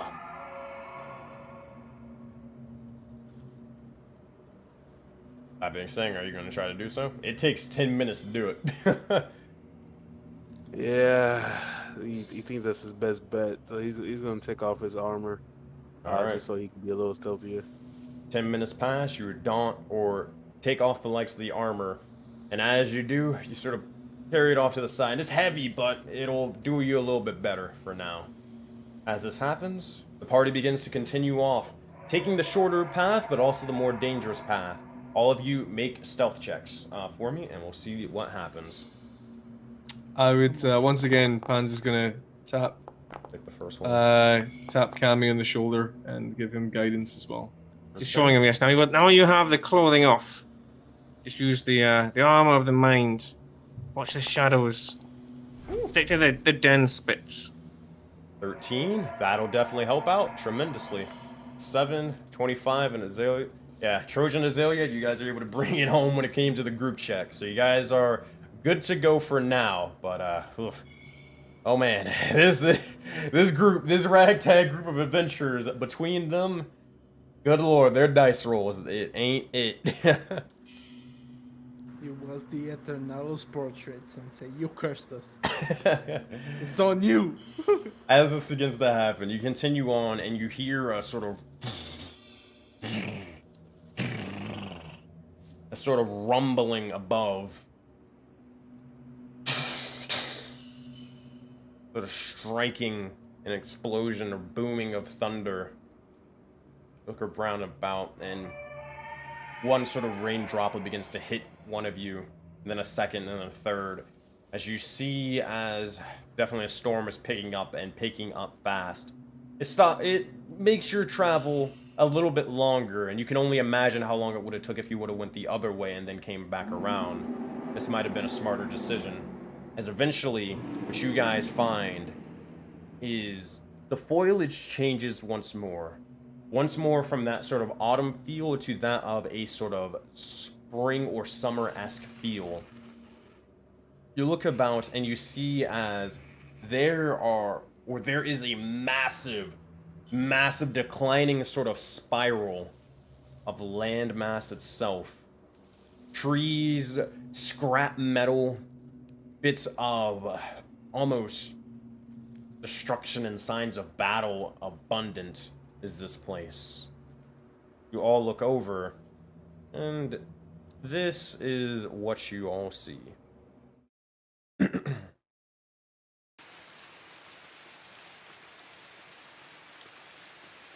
As this begins to happen, alright, Azalea, Kami, make your highest saving throw. You know what time it is. Oh, no. You already know what time it is, bud. No escaping it. Oh, 9. 22, 15. As this begins to happen, Azalea, Kami, you begin to feel as if memories begin to almost force themselves into the likes of your head.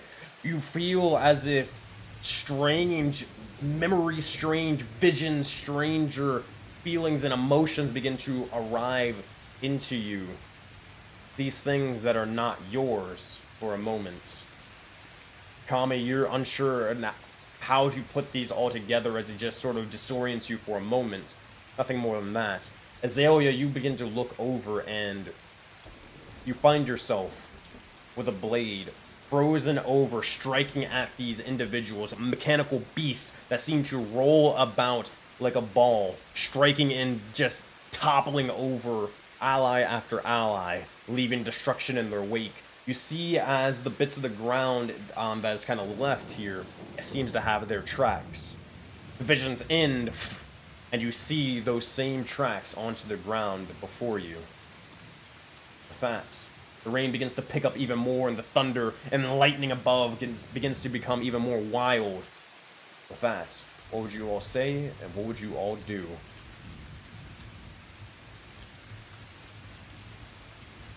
Zay will hold her head and she says, "The weave speaks to me here."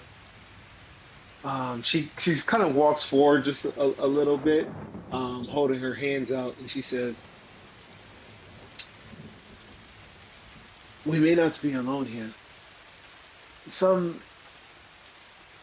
I've seen a vision of these armored, like armadillos, guarding or protecting this place. Either way, we should be on our guard for sure." Do you guys want me to scout like that, like last time? Yes, like an armadillo. They try and channel armadillo this time. She'll say, these seems to be of a robotic nature. Perhaps they won't be as easily fooled like more sentient beings. Ah, but our little friend here is mechanical in nature as well. Oh yeah, I'm a robot. He has many things. Trojan gets in all fours and starts startling away. Guidance. The bushes. Thank you. Alright. Hitting the bushes, relaying all the information he gets. Alright, perception check. Add guidance onto it. Perception or investigation, whichever one's higher.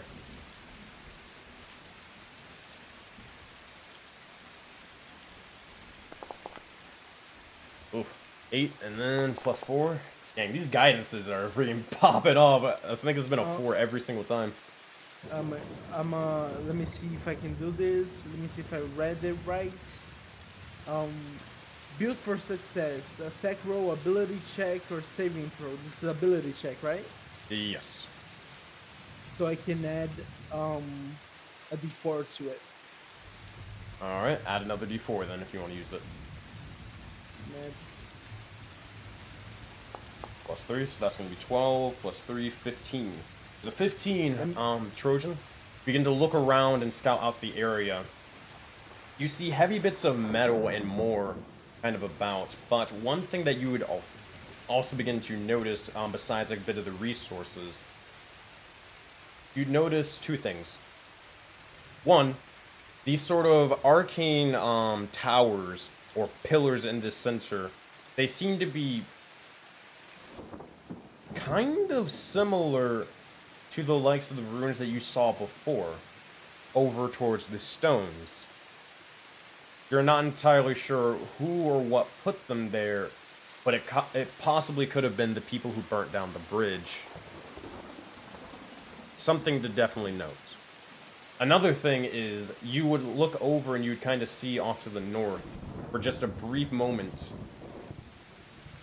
a strange kind of stalk. Similar to like before, you see as it begins to emerge, or it's looking directly over towards you. And as it's kind of looking down and you make eye contact with it for just a split second, begins to go back down to the ground, and you hear that little bit of humming, that bit of shaking of the ground before it begins to continue off. That's it. Trojan, what would you like to do? I relay all that information, and seeing that, I say telepathically to my compatriots. I think they know I'm here. I don't think there's a point of me scouting at this point if they know I'm here, so we might as well move as one. Yes, when subterfuge fails, just stride forward with confidence. Acts like we belong. And she'll say, well, like those who had to fight here prior, there's a good chance we would have to do the same. Let's make this swift. It'll call for overtime. Got it. I will assume it is on the map. You can just tell me if they're going to do anything special. Other than that, they're going to be basically right beside you, Kami. Alright. So. You'll have to like 15 feet in front of me. In front of everybody. 15 feet in front of them. You got it. Keep that in mind. So, as you guys begin to pass by this sort of area, you see the bits of scrap metal and more bits of circuitry about, and it continues to be that way. It's not much, as a lot of it seems to have been picked off, but you see as it continues to grow more and more like this, the further or the deeper that you go down. That said, are you guys heading to the bottom, or are you grabbing anything on the way there? Pans would want to try and grab what we can on the way down. He does have a bag of holding that he's been able to make. It looks really fucking shitty. It's a bag of holding in magical nature alone. From the outside, it looks just like animal hides stitched together with a big P emblazoned on the front. Trojan's going to assist He him. would have put his armor back on, like at the beginning and all this. Okay. And he will be looking for material if they need, and scraps of metal as he requests it. Gotcha. Oh, also, Chris, your mic is extremely low. Is that just for me, or is that anybody else? Yeah, I Me was as well, about yeah. to say, how are you guys listening to CMAS right now? I can't hear shit. I think it's just Is this better? Yeah, that's perfect. All right, cool. Yeah. All right. So, as you're sort of doing that, for anybody scavenging, we'll give it to Pans. Make a survival check for me, and you can have advantage. That's disadvantage. Wrong but I button. got you. So we're gonna keep that 18. It's gonna be +2 for 20 total. All right, good stuff. Good stuff. So, Pans, as you and your allies begin to start scavenging the area, keeping an eye out just in case. You look around, and it doesn't seem to be any sort of hostile threats from what you can tell. But gathering all that you can, it's not much, but it'll have to do. You gather the likes of 5 materials from here, and you also find 1 other mana crystal as well. I would show this one to the group. Fans is going to hold up. Is this the crystals, the mana that what you've mentioned? Yeah, can I keep it? It's probably easier to put it in the bag, but I think it's worth more to those voted knights than us. how much are these worth? Yeah.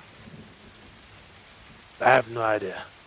But all that weave stuff, it can't be that expensive, right, Azalea? Well, the crystals that in of themselves are powerful to those who are trained in usage of them. To dabble in such raw weave can surely cause chaos from death to, I've even heard rumors of opening up portals to other planes. It's no telling what can happen if an untrained hand handles those crystals. It could spell doom for us all. Sounds like it takes a real psycho to use that type of stuff. I say we just give it to the knights and let them deal with it. Yeah, give it to them. Somewhere in the Auroraverse, Kara sneezes. Oh man. With that, you look over, and as you begin to sort of pocket it for the time being, gather what you need, and you continue down even further. Correct or no? I think so, yeah. All right, easy peasy. Fans would be kind of interested in these things. Is there anything I could staring down at them? Seeing as we haven't been attacked in this small arc that we've walked, you would feel a bit less on edge and would be wanting to just peer down at these runes. Sure. Looking over towards it, you'd be able to get the sense that, because you've experienced it from before, these are definitely similar, if not the exact same type of runes from the rocks from earlier. They seem to be evocation bits of trap magic, or runic magic, or however else you kind of want to describe them. The point is that upon someone stepping onto them, or someone activating them by any sort of means, this magic would go off, and anybody around it would suffer the consequences or effects. Now, you're not entirely sure how to do it yourself, but how and why they exactly made it onto these pillars specifically, that you are not sure. But you're able to at least gauge and gather that bit of information. Hans would muse that out loud before returning to his cherry picking of scrap with the bag. Enough. As you begin to continue on and do so, you eventually descend further and further before you gather even more materials, and eventually you come across another sort of similar area. As you do, it seems to be a little bit further down, and you notice as there's bits of more metal and material even more abundant than up on the first sort of floor. Looking about and around, all the way at the bottom, kind of over here, if I can think, you'd see as there is bits of gears, cogs, bits of even electricity kind of spiraling out of control, reacting with the legs of the rain, seems to be over, kind of piled up. You'd even notice as there is some sort of strange door off to the side. Of course, it's yours on what you'd like to say or do. Also, where you'd like to go.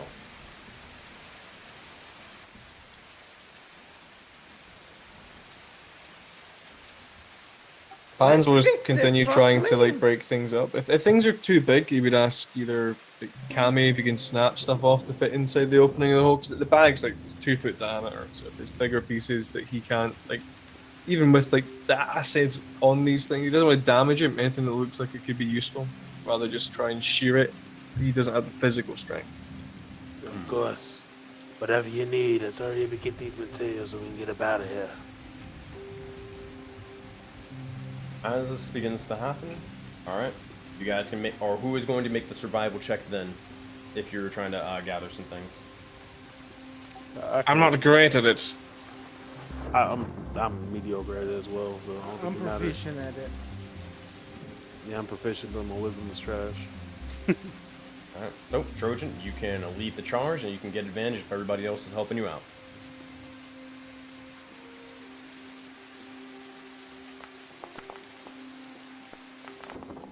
Alright. I'm gonna use build for success again, roll a d4. I believe in you. I want to guide. There's some over there. I'll guide you down the path. So 2 d4s? Yes. Okay.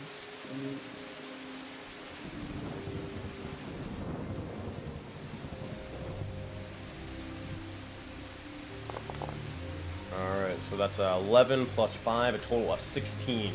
Good stuff.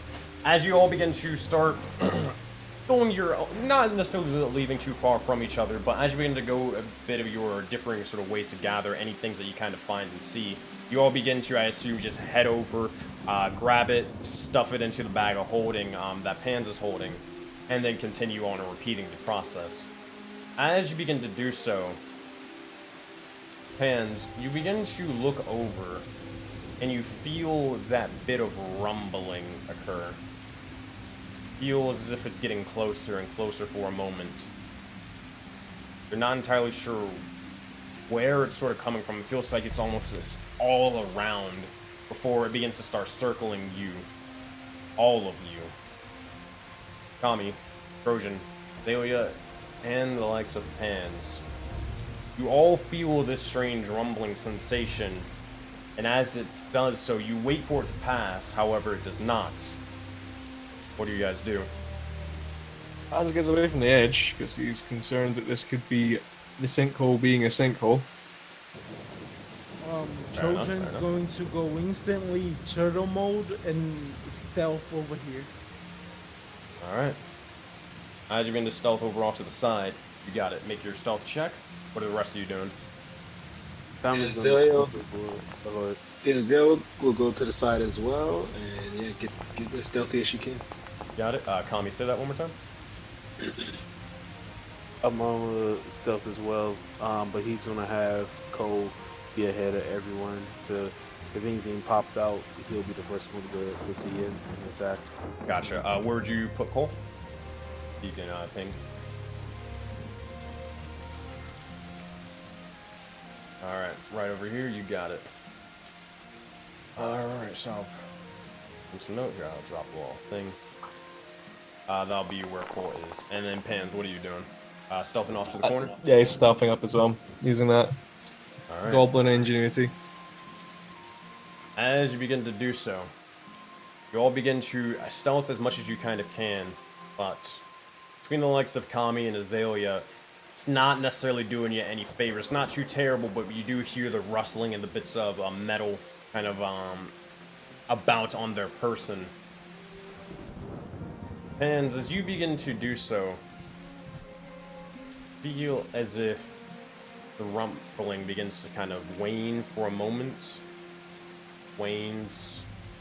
Seems okay.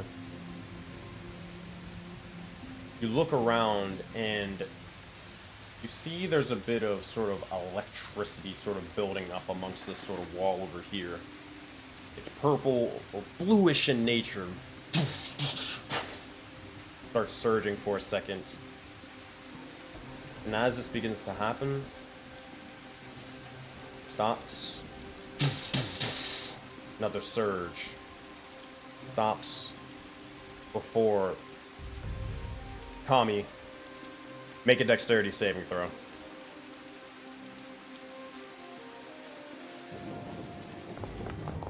18. You look over, and as this begins to happen, you see the final bit of electricity begins to strike out, and emerging, you see as something begins to almost just wrap around and try to grasp your leg. It seems to have these strange, almost gears and pincers beginning to reach out, grab towards it, and pull and yank you down. With your 18 on your saving throw, you jump out of the way, almost kicking it off to the side, and you're able to free yourself for a moment. As this happens, the arm or the pincer begins to retract down below and begins to start burrowing down into the, or further into the ground. You can get an attack of opportunity if you want to swing at it, though. You know I'm swinging. All right, make our attack roll. You don't have to target anything. You can just swing away.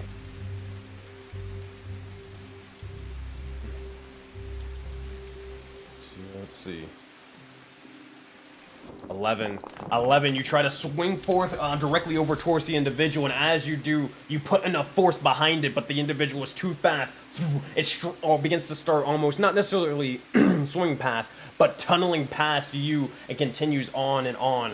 As it does so, you see as the rumbling begins to stop for a second and then begins to continue on, and then eventually it begins to make its way over directly towards you. Pans, I need you to make a dexterity saving throw as immediately emerging, an explosion of dirt and debris begins to start forming as it reaches out to try to grab you. 18, you are good enough. How do you try to flee out of the likes of from getting grasped by these pincers coming out of the ground?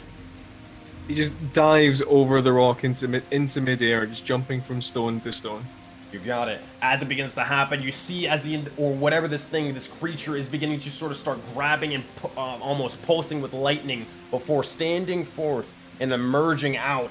You see as it begins to rip and tear itself out of the ground, and this strange being with multiple claws and almost like a bird-like beak and a stinger or a silver stinger-like tail, surging with more and more electricity. It begins to look over towards you, and with this strange eye stalk retracting over towards it and back to its form, this is the creature that you see as it begins to emerge out right over here. Oh boy. As it begins to do so, it screeches out towards you before it starts almost clicking and twitching for a moment with that bit of electricity. And as it begins to do so, it says, malfunction, malfunction. Death protocol activated. Die. And with that, my friends, your souls are shackled, and the time for battle is now. I need each and every single one of you to roll for initiative. Here's what you got to do. Add you guys to this thing. If you look over to the top right of your screen, you will see as there is the swords and shield icon, or excuse me, just the sword icon. Click that, and you will find your guys' character tokens to roll for initiative. Alright, this guy. Don't have. No, they don't. Alright, and waiting for Azalea to roll their initiative. That sucks, I can't play this. Let me see if the bot wants to work now.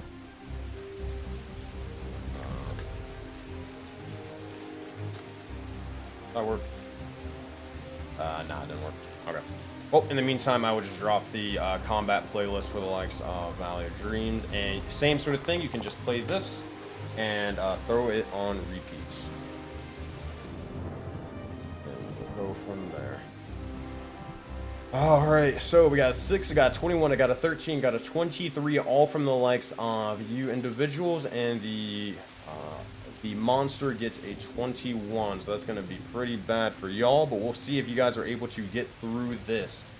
Alright, let's do this.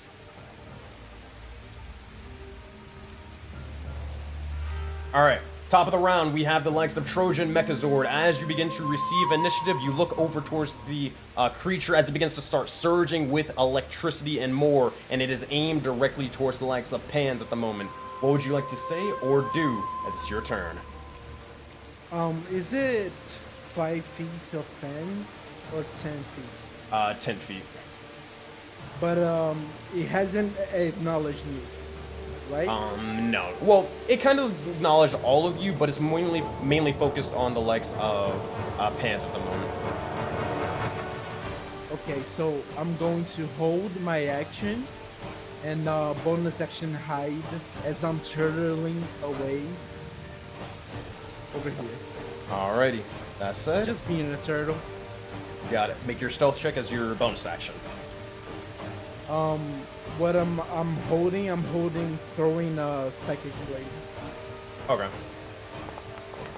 16, you feel as if you are stealth, holding your action for psychic blades, and you're holding it for what?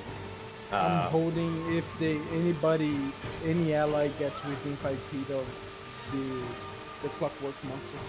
Alright, easy enough. As you do, you ready your action, and you see, as you wait for the monster to attack or your allies to get even closer. Alright, Scout's turn. Here's what they are going to do. First things first, they're going to roll a d6. Oh boy.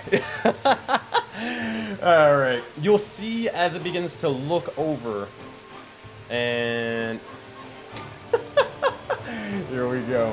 It'll look over directly towards you, and it begins to speak, and it says this. Malfunction.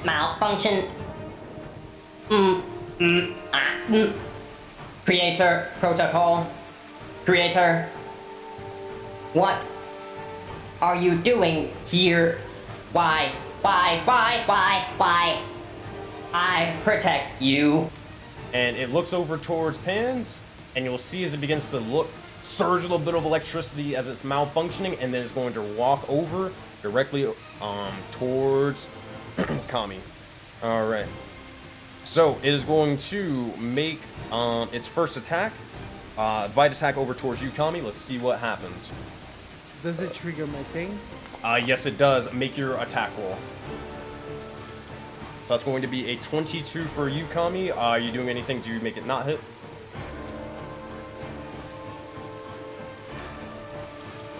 Are you talking to me or talking to... Kami is muted if you're saying anything. Oh, okay.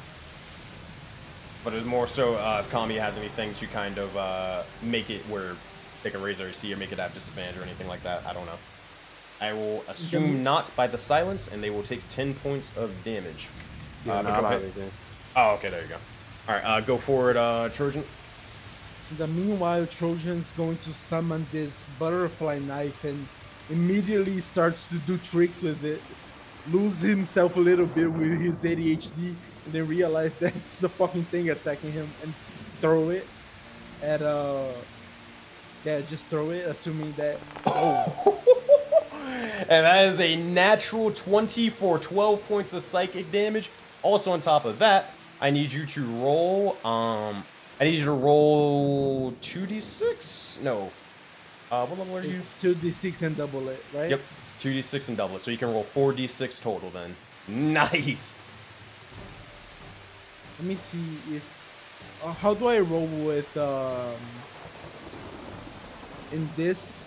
Wait. Oh, you just go to the bottom criticals? part of the screen. You'll see the d6s. You hit those 4 times, and then you hit roll. I'll just manually roll it. Okay. Yeah. 4d6, right? Mm-hmm. Oh yeah. 14 points of damage plus another 12 on top of that. Jeez, this thing is definitely looking rough. As you begin to strike over with these psychic blades, what does this kind of look? Or you immediately begin to see as it strikes into them. However, the damage, it doesn't seem to necessarily do as much as you intended, but it definitely still hurts them enough. That said, Trojan Mechazord, is that that'll be your held action? I believe that is your turn. Yep. The scout will continue on and continue doing its thing. It'll look over, and as it strikes over Kami, it will strike them again for the likes of a... Actually, it is going to hit you once. It's going to circle around a little bit. Does it have enough movement? 10, 15, 20. Actually, no, it wouldn't. So it's going to then use its pincer attack and is going to try to grapple you. All right, here we go. It's going to be a 12 to hit. That is not going to hit, I believe. Right, Kami? That's a miss. Alrighty. Yep. You see this. 17. You see as it swings forth and one of the pincers tries to grab onto your arm and tries to rip it free. However, it's not able to do so and begins to start hissing at your very form. That is going to be its action. That is its turn. As it begins to do so at the end of its turn, it is going to look over and it will regain this. As you'll notice as bits of the gears and more begin to slowly start repairing itself and tending to its wounds that you just did or caused, Trojan. Will gain... it's not setting its HP to that. It is gaining that. Wait, what? Okay. Quick math. That's how much. All right, that is its turn. Kami Kabili, what would you like to do?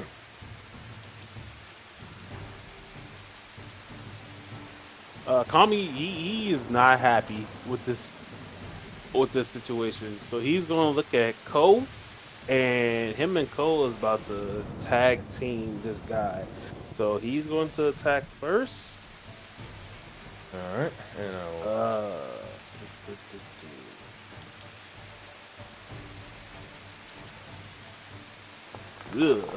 9 will not do it. You swing forth, and as you begin to try to strike into this creature, you see as its hull, its metal exterior is too tough for you to get through with one single strike. You may need to put a little bit more force and effort into it. You got anything else for your turn? Yeah, he's gonna have Cole move up. It's on the opposite side. Yeah, perfect. And then Cole's gonna attack using his Unleash Incarnate. All right, let's make a second attack. Yep. That's a 14 to hit. That is going to hit us for 6 points of damage. You strike into this one, and this time you're able to pierce through the lengths of its defenses, and you're able to see as bits of the metal and scrap begin to fall over off to the side. It strikes you with a bit of electricity, but you grip your blade and continue on for the battle. So that's 6. Then he's about to action surge and do it again. All right, make another attack roll. 22 to hit, 11 points of damage. Nice. This time you bring the sword back up your head, or up above your head, and you swing it down onto him, nearly cutting off the entirety of its tail. That said, that's a lot of damage. Anything else for you? Yep, he's about to unleash the Incarnate one more time. All right, one more attack then. 13, that will beat it just barely for 14 more points of damage. What does this strike look like? You see like Cole and Kami are in unison, just as Kami strikes and he missed the first one.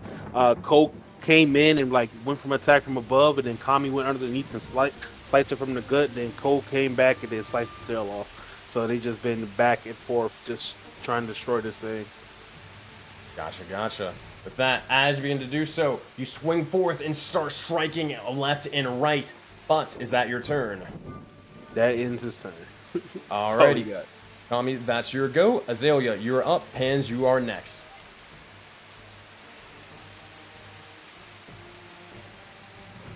Alright, so she will run forward, pop her blade song, and then begin to flip. How tall is this thing? Pretty big. It is about at least 12 feet tall. It's more long rather than tall, though. Okay, so she's gonna try to run up it, and then like twist her. Damn, I can't even grab me no more. Hold on. Hold up, I got you. I actually installed a module for this. Where is it? I think. Can I grab this? You can use left and right to move as well. Oh yeah, you're right. I forgot all about that. Oh yeah.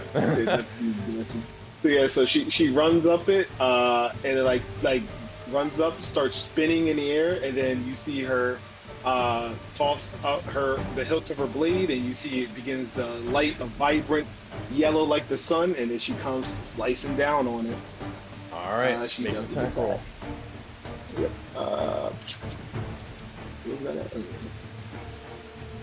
14 to hit for 4 points of damage. You begin to strike down with the power, or with this sort of almost sunblade-like energy. As it begins to do so, you see as it begins to scream out in pain before nearly tossing you off. With that, is that your turn? Or you got anything else? Yep. So as she comes slicing down, she rolls onto the ground right here to get next to this to kind of like pincer it, so it's between me and Kami. Got That's her turn. With that is your go. Next up, Pans. What you got for us? Pan's gonna tuck the bag to one side and pull out his tools to cast Acid Splash while yelling at this clockwork monstrosity. Ah, you made a mistake. I'm not your creator. I'm your dismantler. Yeah. 5 points of acid damage. That's Make meant this to be a save, yeah. Yep, dexterity saving throw. It does have advantage on this. Let's see. Going to be a 17. That means it will succeed. I believe your DC. Yes, it will succeed on its DC, meaning, and this is a cantrip, right? Yeah, it's cantrip. So no damage. No damage. Unfortunate. You'll see as it begins to. I don't know why it said it rolled a 12. It is not roll a 12. I don't know. It's weird. But you'll see as it begins to rush off to the side and begins to just barely duck underneath as it burrows into the ground, out of the way the acid splash as it goes and strikes into the tree, burning and corroding it. With that, Pans, that's your action. You do have a bonus action though. Yes, I would like to dash across to where Trojan is. Well, sorry, not dash. Use my movement, and as I'm a goblin, I can bonus action hide. All right. Oh yeah, I've got the wrong thing selected. I'm an idiot. Just dashing along here, then hiding. Got it. As you begin to rush off to the side, bonus action hide 12. All right. You believe turn. yourself to be hidden. I'm just like you, Trojan. With that, we look over towards the next person in individual or in initiative. We look over towards Trojan Mechazord. What you got for us? Trojan's going to summon 2 butterfly knives and throw the first one. All right. Let's see. First attack. Go for it. Let me see if it's lagging or if I didn't click it. I think I didn't. 24. Yep, that'll hit for 6 points of damage, and you do have allies beside the enemy, so you will have sneak attack as well. All right, And, 7 points. Not bad. And his offhand attack is another butterfly knife that he's throwing. All right. As you begin to do so, it strikes directly over towards them for 8 points of damage. Nice. It seems to be on its last leg as it's being crippled from the sort of onslaught and assault. It's looking left and right as if it's getting ready to kind of almost choosing whether it should flee or whether it should fight. That is your action. That is your bonus action. Anything else for your turn? Trojan just goes on all fours and says, "I'm just a turtle." That's my turn. As you begin to do so, that is your go. Next up in initiative, it is the Clockwork Scouts. Here's what they're going to do. They're going to look over towards the Echo as well as Azalea as you begin to strike down from it. It begins to roar out, but backs up for a second. First things first, it needs to roll its d6. 2. Okay, nothing happens. All right, next up then. Oh, I didn't know that. Well, now I know that for the future. So you'll look over and it's getting ready to strike at one of you, and it's going to choose to strike out at Azalea. Going to strike with its bite attack.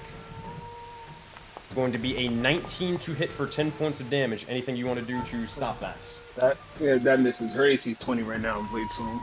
All right. So you see as it goes to bite, you see she literally puts one hand on its head and then slowly like lift herself up to flip right over it. Not like attacking or repairing, just like dodging gracefully. As you begin to do so, it'll look over and it's going to survey the battlefield. It's going to roll 1d3 or 1d4 actually. 1, 2. You'll see as it looks over towards Kami, or it looks over towards Cole, then it looks over towards Kami, looks over towards Trojan, and then looks over towards Pans and says to all of you, You are not the creator. You are... You are to die. and with that, you'll look over as it will begin to start surging with a bit of electricity, and this is what it's going to do. First things first, this is half health. It will use its lightning flare. All right, I need Azalea, I need Kami, and I need Cole to make. Actually, no, I need Pans and I need Trojan to all make the likes of a dexterity saving throw.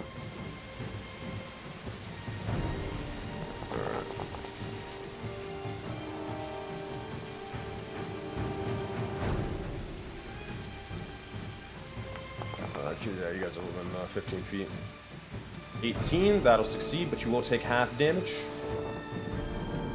Alright. And then I need one from Kami, Pans, and Azalea.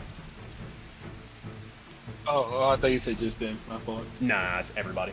You said dexterity saving throw, right? Yep. I got 13 for mine. 13 for yours. 13 will... Let me see. 13 will succeed. You will take half damage, Pans. You're going to take a total of 3. And then Kami, that will fail. You will take a total of 6 points of damage.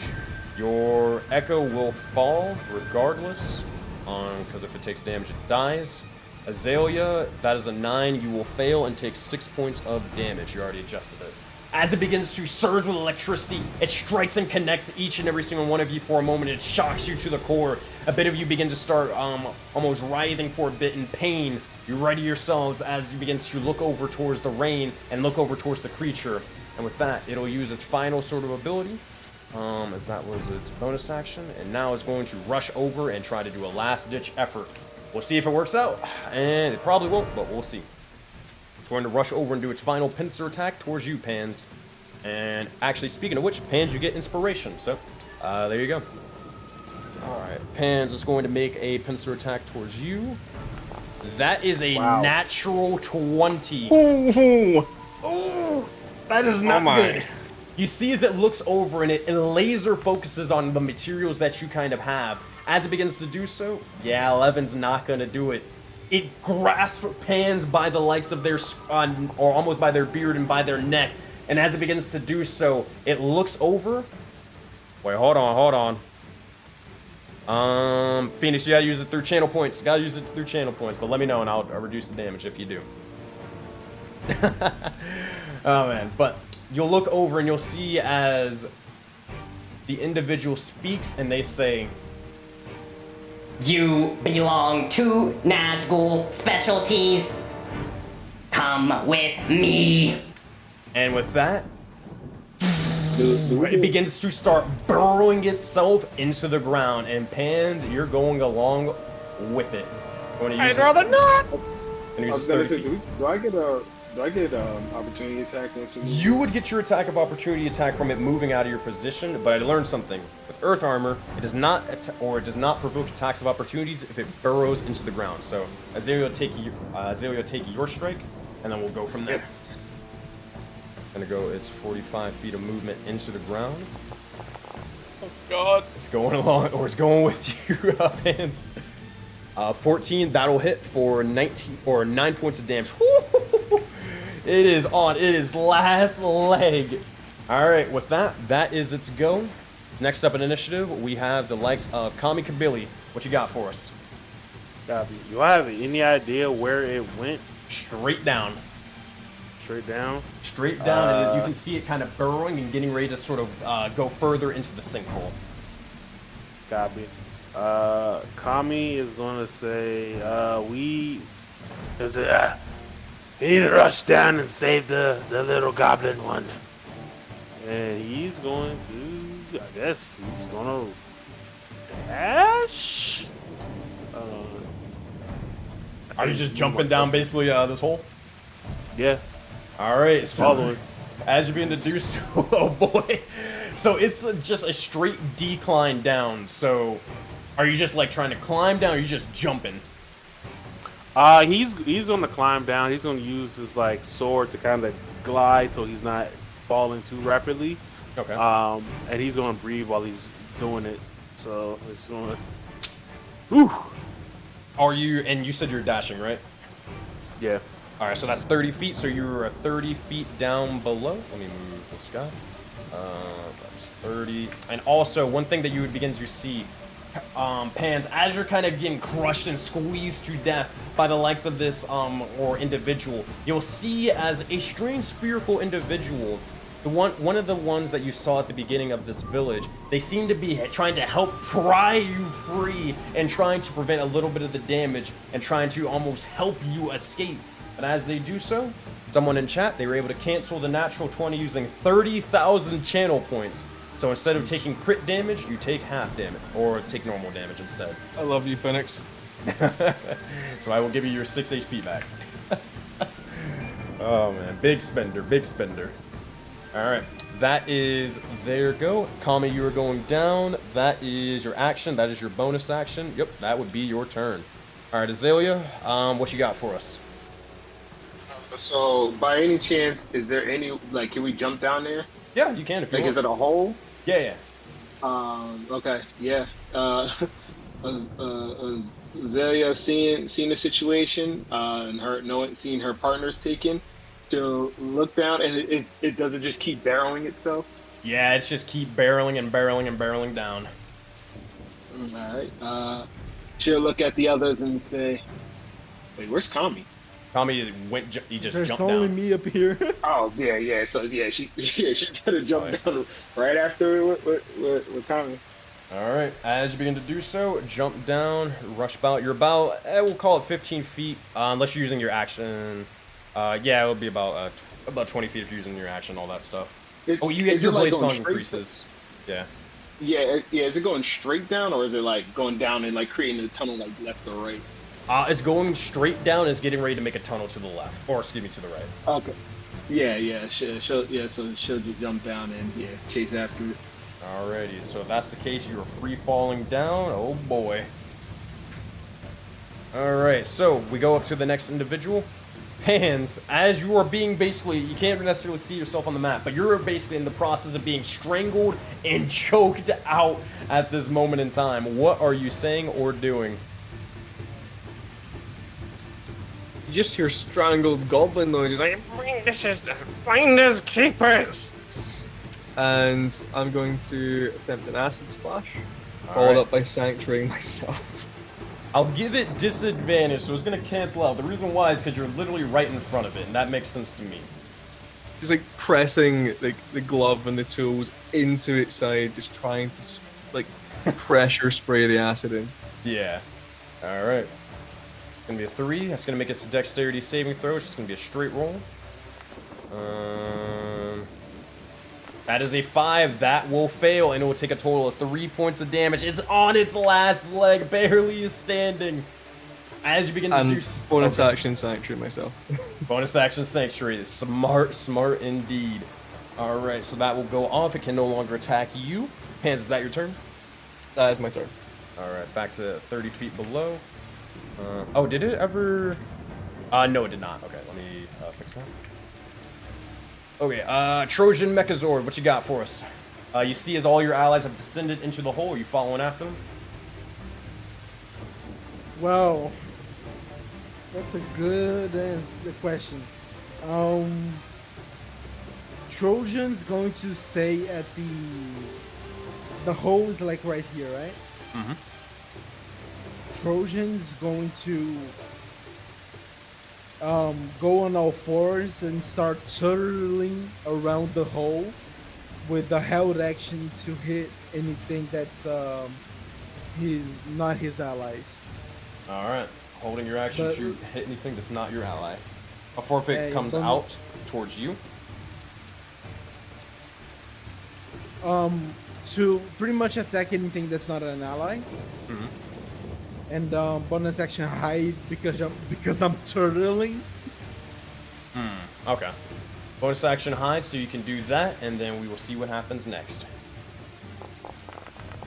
So that's an 18. You believe yourself to be stealthy. All right, let me. And we got next up. We got this fella for the likes of this fight. Oh, good lord. All right, so you would wound up here. You would wound up here. You would wound up here. I'm gonna have you just for the sake of like token vision. Oh boy. All right. You look inside, and as you look inside this area, and eventually you would all begin to notice as it is... Oh, boy. Inside, you find what seems to be almost like a factory. Electricity kind of abundant, striking down into several different things. Wires and other platforms where these pillars originally were, they seem to be abundant with also these almost sewer-like grates around. As you all see this area, you notice as the scout begins to burrow and burrow further and further down before it eventually drops off to the side and begins to look directly over towards you, Pans. Now, granted, Azalea and Kami, you guys are above this thing and you're about to drop on top of this creature. But Pans is going to look over towards you, and you have the Sanctuary spell casted on you, so it can't really do much, but it might try anyways. First things first, it's going to roll a d6. If it goes through. Alright, 4, that will do nothing. Alrighty, what's the saving throw it needs to make if it tries to attack you anyways? It's 14. 14 wisdom save, then it gets attacked. 14 wisdom save, alright. We'll make it save. Oof. Does this say... This is a spell, right? It is a spell, yeah, magical effects. Spells are the magical effects. Alright, we'll have advantage. 12, that will not succeed, correct? Yep, it has to pick a different target or lose the attack. Alright, it will... Oof. It can't pick another target, so it will sit there looking pretty, and it will waste its attack. It will use its action, it will use bonus action, or not bonus action. It will use both of its attacks onto that, but it will use its lightning flare ability as it begins to screech out into pain and begins to start surging and malfunctioning. Make a dexterity saving throw for me, Pans. Yeah, you're the only one probably in its radius right now, so 14 will succeed. You will take half damage of 2d6. Going to be 8, so that's going to be 4 points of damage. Thank God that you succeeded, or that would have been lights out. Oh, wrong button. I took it off at the same time. Alright. So, as it begins to happen, you see the electricity begins to surge amongst your entire form, almost throwing you into the rocks. That is its go. That is its turn. Next up in initiative is, I believe, Kami, correct? Oh, Yep. It is... Yeah, okay, I get it. But yes, Kami, you are next. What you got for us? Copy. How far am I away from it? Just another drop down, like a simple dash action, or if you got any other abilities or features like your Echo Knight teleport to be able to get closer, and you're there. Yep. He's going to call he's gonna call forth Ko to appear pretty much right next to it, and then he's going to swap places with it. As being introduced... Actually, no. Oh, go. Actually, no. What he's going to do, he's going to call for Ko, because he can attack from Ko's position. So okay, he's going to call for Ko to be right next to it, and then he's going to use his last couple attacks. All right. To kill this thing. As you begin to do so, you summon forth Cole as he begins to appear directly right beside the likes of the metal individual. It screams out towards him as he readies his sword. Make an attack roll for me. 15's going to hit for 15 points of damage, and as you ready your sword to try to cleave them in two, Kami, how would you like to do this? So you see as Kami's going down, he says, "Go! Kill it now! I need my bell!" And Ko just appears like right next to Pans and kind of like pushes him out the way and completely like severs the creature's head. You're fucking glorious. And as you begin to do so, you see as the metal head begins to start rolling off to the side, all the gears begin to start twitching almost like an insectoid before eventually all powers down and all life, or all bits of power, is severed from this beast. And with that, your souls are no longer shackled, and you all are victorious. As the creature begins to fall dead, Azalea, you begin to eventually drift off to the side, and as you're jumping down, you're falling at a rapid pace. Are you casting anything? Do you have Featherfall or anything like that? Yeah, she has Featherfall. She can cast that. Alright. Featherfall is easy enough. You're able to cast it and slowly drift down to the ground. And pretty much fall no damage. Yeah, she goes to and then uses well, it looks like telekinesis, but it's mage hand to remove pans from the pincer, the claws of the machine. Yeah. And she kneels down like, "Is everything okay? Are you harmed in any way?" Woman, look at me. Yes, I'm harmed in many ways. But I'm all right stands now. up. Yeah, she stands up. She says, "No, you look no worse for the wear." And like she helps like pick you up, dust off the back of your cape. Let's begin to do so. Thank you. You look over in Trojan. You still are at the top, but you don't see necessarily exactly any sort of danger. Are you descending or are you doing something else? Yeah, Trojan is asking through the telepathic link. Are you guys okay? Is it safe? Is it dead? What's going on? It is dead now, and I still have my unlimited beer. And Kami takes Well, a swig. it's 4 gallons. For me, it would last me all day. But Are you guys coming back up or staying down? We're gonna harvest this thing. I think we've completed the task, so we should harvest this and shit. go back to the village. Okay, I'm coming down. So, yes, fill this Trojan bag takes with it. 500 pounds of the finest pieces. Yeah. Azora said, Azalea would say, there's plenty of metal all over this place. This is certainly fine. This should certainly yield us a fine reward. You look Yes, over, none to be great. and one thing that you might even notice on top of that, make an investigation check between all three of you. Does Hans is Trojan gonna need guidance to himself, roll he wants some anything glory. to- Nah, rolls Trojan will are get down crazy. eventually. So you're good. He's like right here. Yeah. An 8, goddamn. All these plus 5s and 6s mean nothing for her. Bro. Yo, this is definitely an echo, bro. If I ever saw one. Oh man. Somewhere Azora's feeling an echo chord striking as we speak. So, trying to do an RP roll. Yeah, we don't do that around here. So with a 20 and an 8, Pans, you would begin to look over and you'd look to find as the eye stalk of this creature kind of can look over and examine it. It seems to still have a bit of functionality. You look over towards it. It doesn't necessarily seem to be powered on or working right now, but it still seems to be salvageable and possibly workable for later. What do you kind of do with it? This eye could be. It could catch the eye of that warlord, curry some favor. This is good material. Yeah, something like that. Perhaps that will be something that will satisfy them for sure. Maybe he'll give us a bonus. Yes, and it will also mean he won't be looking for anything else if we happen to line our own pockets. Like, say, with those crystals. Those What's crystals- up, guys? I did not abandon you. I was holding the line. Azalea looks at children like, man. She thought she was rolling with some real killers, some real hitters. The Kami looks over at Trojan like, what? Where's you at? That first blow secured the kill, don't you? Don't you diss the little turtle man. I was posted up looking for the ops.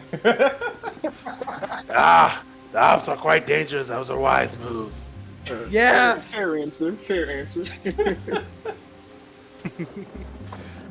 You see Cole and Kami kind of high five each other, and when they do, they kind of teleport and switch places. Seems real strange, but So This is a lot of stuff. that being said, do you guys all begin to scavenge and start looting this place? Oh, Yep. Trojan is There's the 500 pound space limit in the between bag, so only pick the prime cuts. Remember, we have a whole cart. Can she do an Arcana check to see kind of like what was like powering this thing, like a power source, anything like that? Sure thing. Make a Arcana check. Everybody else, make a survival check. Can Pans wander over and do an Arcana check with Azale as well? He's keen to see what this was too. Instead of the survival. He's just holding the bag basically, so he's gonna hold the bag while the other guys do the heavy lifting. Gotcha. And what were you trying to examine, Pans? Oh, just basically the same thing that Azale is doing. Just Gotcha. So in 1915, what you two would learn is that this creature, it's not necessarily powered by the likes of the arcane. It can be. You notice as there's a couple of slots, or maybe even runic magic could be placed here to power it on. However, this seems to be more so controlled by the likes of pure technology, by science more so than anything. You've heard of constructs, both of you, in your past, but the amount of detail and intricacies in this specific design, it is almost fathomable to you two. Killing such a creature is definitely important and very valuable for sure. The engineering here is it's gorgeous. Engineering. I can agree. This thing, whatever it is, and she puts her hand on it to feel it cold, almost as if untouched by the weave at all.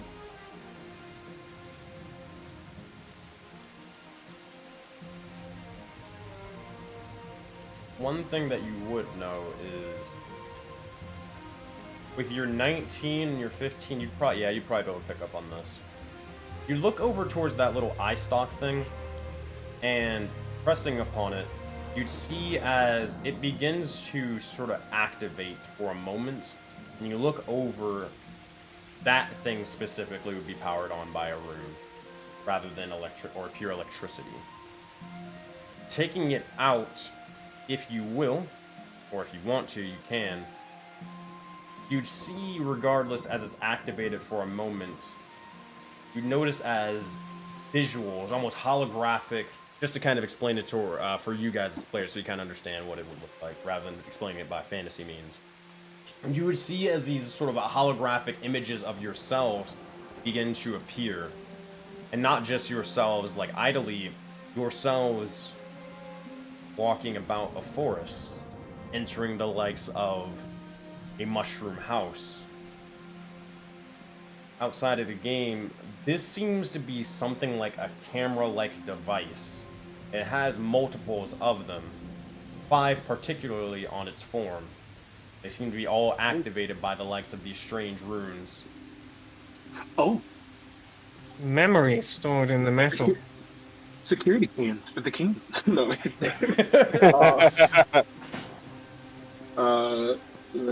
Azalea was saying, yes, a good idea, Pens. Let's take these back to them.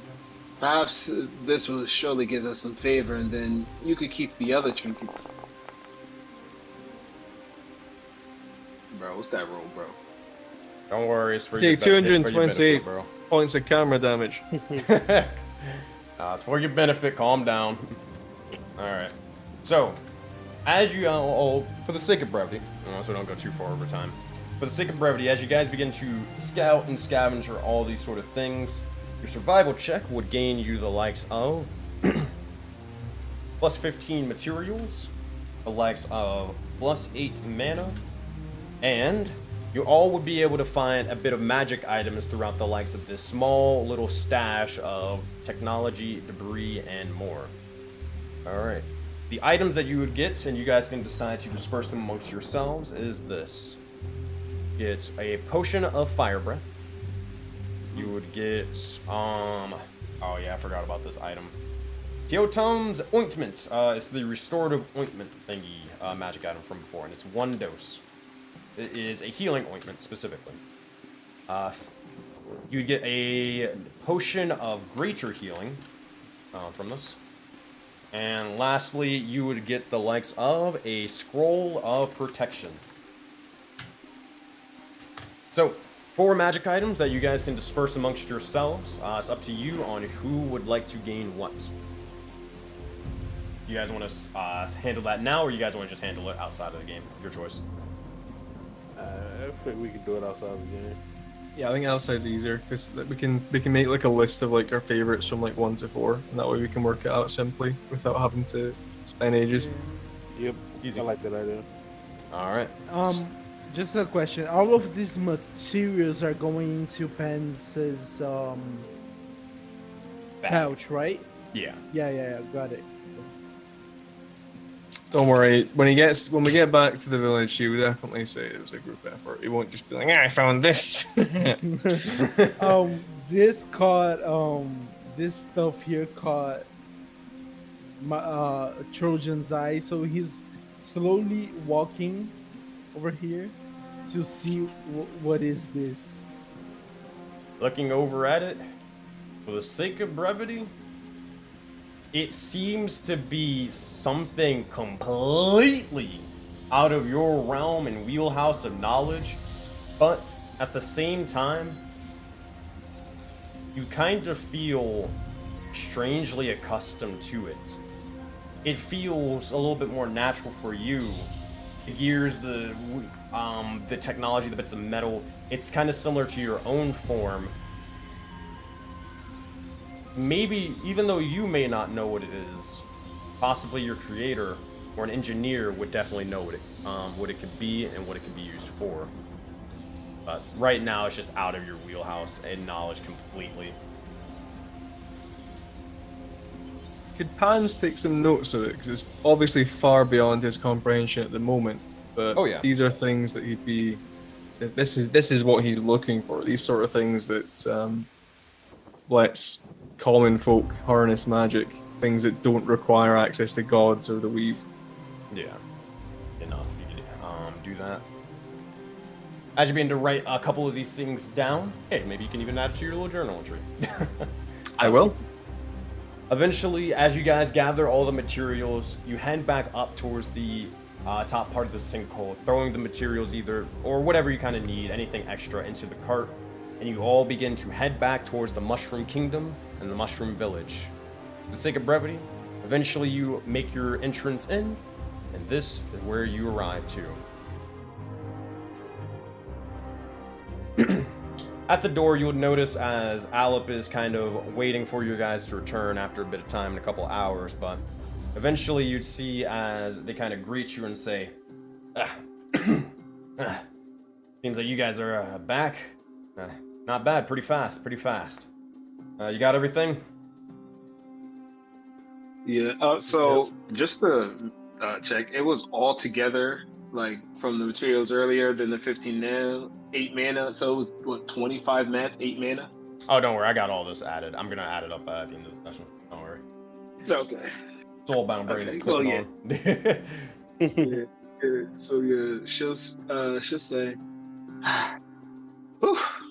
the mission was a success.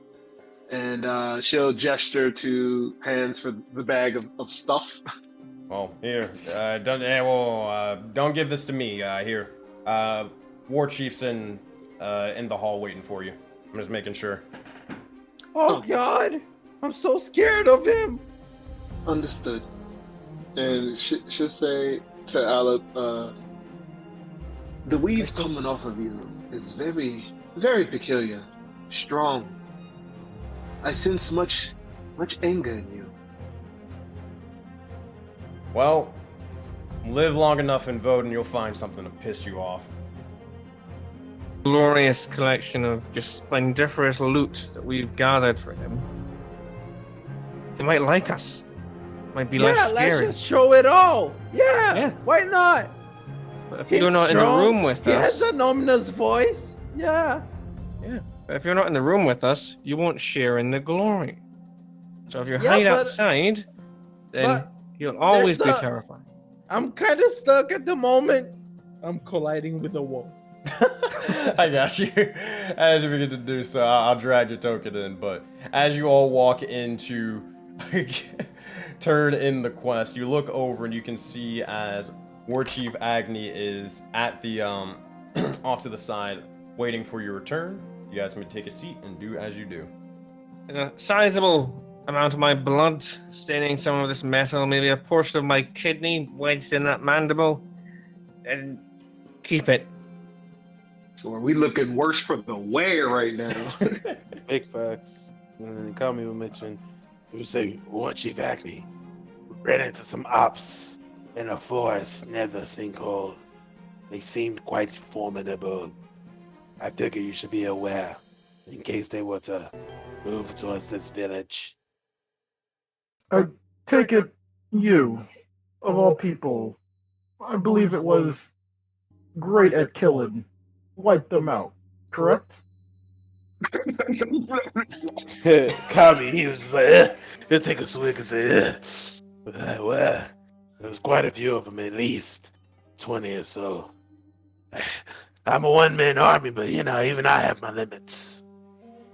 Yes, we dragged him down. We focused on the being great at surviving. Oh yeah, we ran the fuck away. Barricaded ourselves inside a gigantic mushroom. Well, we tactically retreated, Warren. Yes, it was quite tactical. We got a lot of knowledge. If we had come towards it, we could have funneled them through the mushroom door and we would have had them, but they retreated. They ran away from us.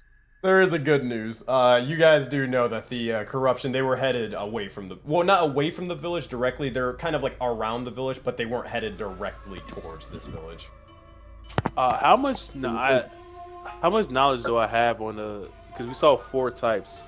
So how much knowledge would I be able to... Or how much detail would I be able to provide Acne? Besides, like, appearances, that's about it. Copy. Well, he'll describe to him the 4 types that he saw, especially the one with the light, who seems to have been leading them, and then the big... The White Walker. Walker. Isaiah says, winter is coming. Yeah. Another apocalypse for you, just throwing Game of Thrones. No, she'll say, yes, perhaps if you all ever get time, you could wipe them out to rid them of more trouble. As I'm sure you know, the longer they remain roaming, the more of them they create. If I'm picking up what you guys are putting down, you ran into the ops, you tactically retreated. Looks like lived to fight another day and were successful. I would say a good job is definitely in order. If you don't mind, could you mark on the map the direction they were going? Our head of security will probably take a look at this. Copy up, mark it down. Enough? Yeah. Now, what happened after that? I assume with you all being alive, barely, you guys were successful. Isaiah would gesture to his pants to tell the story of like what happened next. Yes, we descended into the sinkhole, gathering scrap materials as we went. We didn't find any mana crystals, but we did find a creature, purely mechanical, and little weave or magic about it, purely machine, and it dragged us down into a lair. And we slew it. It took a chunk out of me, but we have an entire bag of holding here filled with metal and components that were scavenged from it, including these eye stalks that seem to have recorded memories, sights, hopefully very useful. Yes. That is quite the interesting tale. It seems as if these creatures like to drag smaller creatures into their lairs. It's very unfair. There's a red panda in the village which could tell you all about one of our fights. Same thing happened to him. However, this device recorded you guys. Could I see it for a second? 5 of them to be exact. We have technology similar to that, but only one. Could I examine it for a second? Yes, of course. And It's Fans will yours! reach For down all I into know. reach down into the bag and take out the eyes. Yeah, Agnew will look at it, but I don't need to actually do any rolls right now for the sake of brevity. But he'll examine it, take a look at it, and as he kind of puts it down. And what is the total you guys found in terms of materials? That'd be 7 plus 15, 23. Oh god, math is hard. 22. And then 22 materials, and then 10 mana. Trojan Well, I walks think up. 8 because I think 2 of them. We Oh, Pans yeah. pocketed one, and Trojan pocketed the first one without even mentioning anything. Yeah. Yeah. But Trojan looking at War Chief Agony again, he's like, "Oh, I was holding on to some things. I would never fool. You're very scary." And he opens up the side of his shell, which acts as a backpack actually, and takes out 2 materials and a mana crystal. Pan starts looking at you and openly panicking. I think I have this as well. It must have fallen out of the satchel, and puts his crystal on the table. He's not a good liar, and he realizes that he's now like, it's in the open. The idea's out there that we could have been skimming more than we should have. Kami says, "Oh, these two, they have a horrible memory. They must have forgot those was on them." It's the blood loss. It's the blood loss and the visceral loss and just the body part loss. It's just that's. Yeah. Clearly delusion, and I'm supposed to be the drunk one. Are you sure there's nothing else? Oh, that you're hiding yeah. from me? There's a ton of magical items. Trojan! It's all yours, War Chief. Oh my god. The voice makes it so worse. These are my portions. We didn't find them. Agnew I will made look them. at Agnew will look at those items and he'll shake his head. You guys can keep those. I mentioned you guys deserve your own reward. Anything you find that I did not require is perfectly fine for you guys to keep. I appreciate the honesty, though. No problem, my lord. You're very generous, War Chief.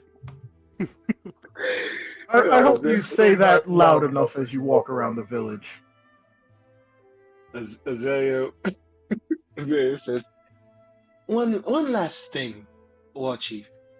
Yes. There was that machine down there. It was not of the weave. It was of some type of technology, code, powered by. and she'll lift something around the room real quick with her mage hand, and she'll say, Not powered by what we recognize, but something else. It feels like just beyond my learning as Pan's gasping BSc, PhD, MBE, VIP, MVP. It's something that if I've got access to your labs here, the alchemical equipment, I could really help investigate it from now. It was quite difficult to kill. I felt like at some point it seems to have regenerated. Like we had it on his last limbs, and then all of a sudden it was mended itself. I've seen the spell before, but never seen something mechanically casted without magic. And it said a weird name at the end, but I'm forgetting it. That's it good, said- I believe. Yeah, like Quite Vasco Workshop, something like that. You guys are definitely not from Voden. Oh, my I don't ranks, know. There are 2, as you would say, machines. We've ran into a couple of them. And you're correct with your assumption, Azalea. They are not born of the weave of magic. Lots of them were created for other purposes. Nazgul Specialties has been around for a long time, and this information is useful to us. I appreciate you bringing it up. However, going into too many details can be dangerous for you guys. You were going to say something. Well, it isn't completely busted. Perhaps whatever we couldn't salvage due to our lack of knowledge, perhaps you could have better luck. Yes, I will get some of our top. And as he says, like, top, he thinks and scratches his head. Huh. I'm not sure if Zaman would be capable of this anymore. I'll get someone to take a look at this. No, I'm sure you guys are looking forward to some type of rewards, besides what you found in your own journey. Your rewards will be given to you. It cannot happen all at once. I plan to use some of this material you guys have brought back to help upgrade maybe your weapons, allow you guys to take on more difficult challenges for the kingdom if you're up for it. However, each thing takes time. So by the next time you come to do some work for us, it should be prepared. If that is acceptable, there is also food and drink on us at the tavern. And I believe, Pans, you were interested in the alchemy lab. Yes, I mean, this nearly died, but it was fucking exhilarating, and the finds, the things we discovered. Yes, this is a destiny worth pursuing. Just a question, Your Highness. Can you upgrade such a weapon? And then he summons forth a butterfly knife, and it lasts 6 seconds and then disappears into nothingness. Yes, you would be able to. A weapon of pure magic. You might be unaware, but those mana crystals you found can be very dangerous, but very beneficial in terms of wielding and upgrading magic. I can do something with that. Don't you worry. I appreciate your time, Your Lordship. Now, the last thing I have for you, if you're going to be around the Mushroom Kingdom, there's only 2 rules you need to follow. The first one is, don't fuck up. The second rule is, if you need another explanation, you're breaking Rule 1, and you're currently fucking up. I hope I don't need to explain this further. And I'll ensure that he doesn't fuck up. None of us fuck up. We only fuck forwards, onwards, in a We fucked up. constructive manner. Fucked up. We definitely fucked downward. That's how Exactly. we killed that creature. Oh, yeah, 45 foot, 50 foot, 60 foot downwards, yeah. Alep, can you please escort them? I'm done with them now. I Yeah, can let's go do to this that. tavern and celebrate. Alright, here, let's get going. Come on. You'll see his I Alep. think it's his voice. It's just so ominous. It's just overpowering. It's just, it has just raw charisma. Yeah, We do. it made me feel a certain way. If we do another job I have together, chills. make sure you don't have sticky fingers, guys. I don't want to die because of you. Isaiah would say, one last thing, War Chief. Yes. When I was there, I got a vision of some warrior with a blade of ice. If she's alive, or, well, I don't know. There seemed to be some type of commotion before on our way there. A fire, not of magical means. Claw marks and scratches. Then I saw her fighting these beasts that weren't there when we were there. If that individual's out there somewhere, perhaps someone could look for her. I believe they are out there. Meeting them at your martial prowess might spell death for you. But if I happen to see them again, I'll be sure to, let's just say, put in a good word for you. You actually somewhat remind me of them. And she nods her head and she says, "May the weave be with you, always." That, as you begin to make your way out, all the adventurers begin to gather themselves as Out leads the charge to the likes of the local tavern of the Mushroom Kingdom. And as we begin to pan out, zoom out of this scene from the kingdom, more of these fables, more of these tales begin to emerge, complete themselves over the likes of time. With that, my friends, that's where we will end the likes of this one-shot. Iron sharpens iron. That. Thank you guys for everybody who was able to play, and also a special shout out to War Chief Agni for being able to be the quest giver of this mission. Shout out to you. Thank you. All right. Word, good time. Hope you all enjoyed yourself. I'll be right back. I'm gonna end the stream and all that sort of stuff. So give me about 3 minutes, and I'll be right back. Trojan and jokes. I had to constantly. Sometimes I was gonna go say something, and then you just fucking drop something, Ambrose. And I have to just mute myself because I'm giggling like a little girl. I need Trojan to meet Gashir. Like if Trojan does Gashir's day off quest, I need to see that. Yes, but that gotta happen. Oh my god, I need to see Trojan with Gashir. I'll be right back. Oh man, so thank you guys again for everybody who's able to watch today. You guys are freaking fantastic and awesome. Hope you guys enjoyed yourselves watching from the sidelines and more. And hey, if you guys want to be a part of the game, be sure to actually check out the likes of Voden Fables.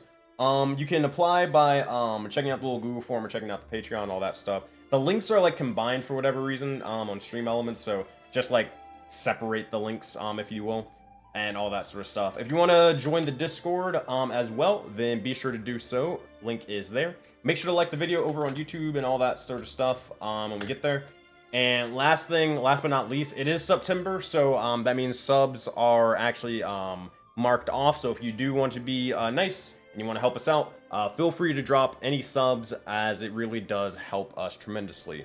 We might stream tomorrow, just like the D&D Sensei show and just hanging out. Maybe not, who knows, no promises. But we are going to be 100% streaming on Thursday, 2 streams. It's going to be 1 stream for Atlas of Etheria, and we have our second quest for Voden Fables called A Feast Fit for Festivities, as we have the likes of, let me see if I can get you the cast for that. It's going to be Nadine playing Uric Goldscale, Winterlord playing as Illyria, October Sour Queen, or aka Mort, as Herbert Wells, Phoenix playing Hetza, and Foxy Nate playing Resnick. So, we got a bunch of new individuals joining the likes of the Auroraverse for the first time, and if you want to join into that crew, we got 1 spot open, so be sure to do so. And I think someone actually just took it. I think Sniper Wolf just took it, so now we got a full crew. So, we got a couple of games happening next week, I think, and I will see you guys there if you want to be a part of them. Alright, no raid today. Just go check out the YouTube channel, be awesome, and I'll see you guys next time. Bye, guys.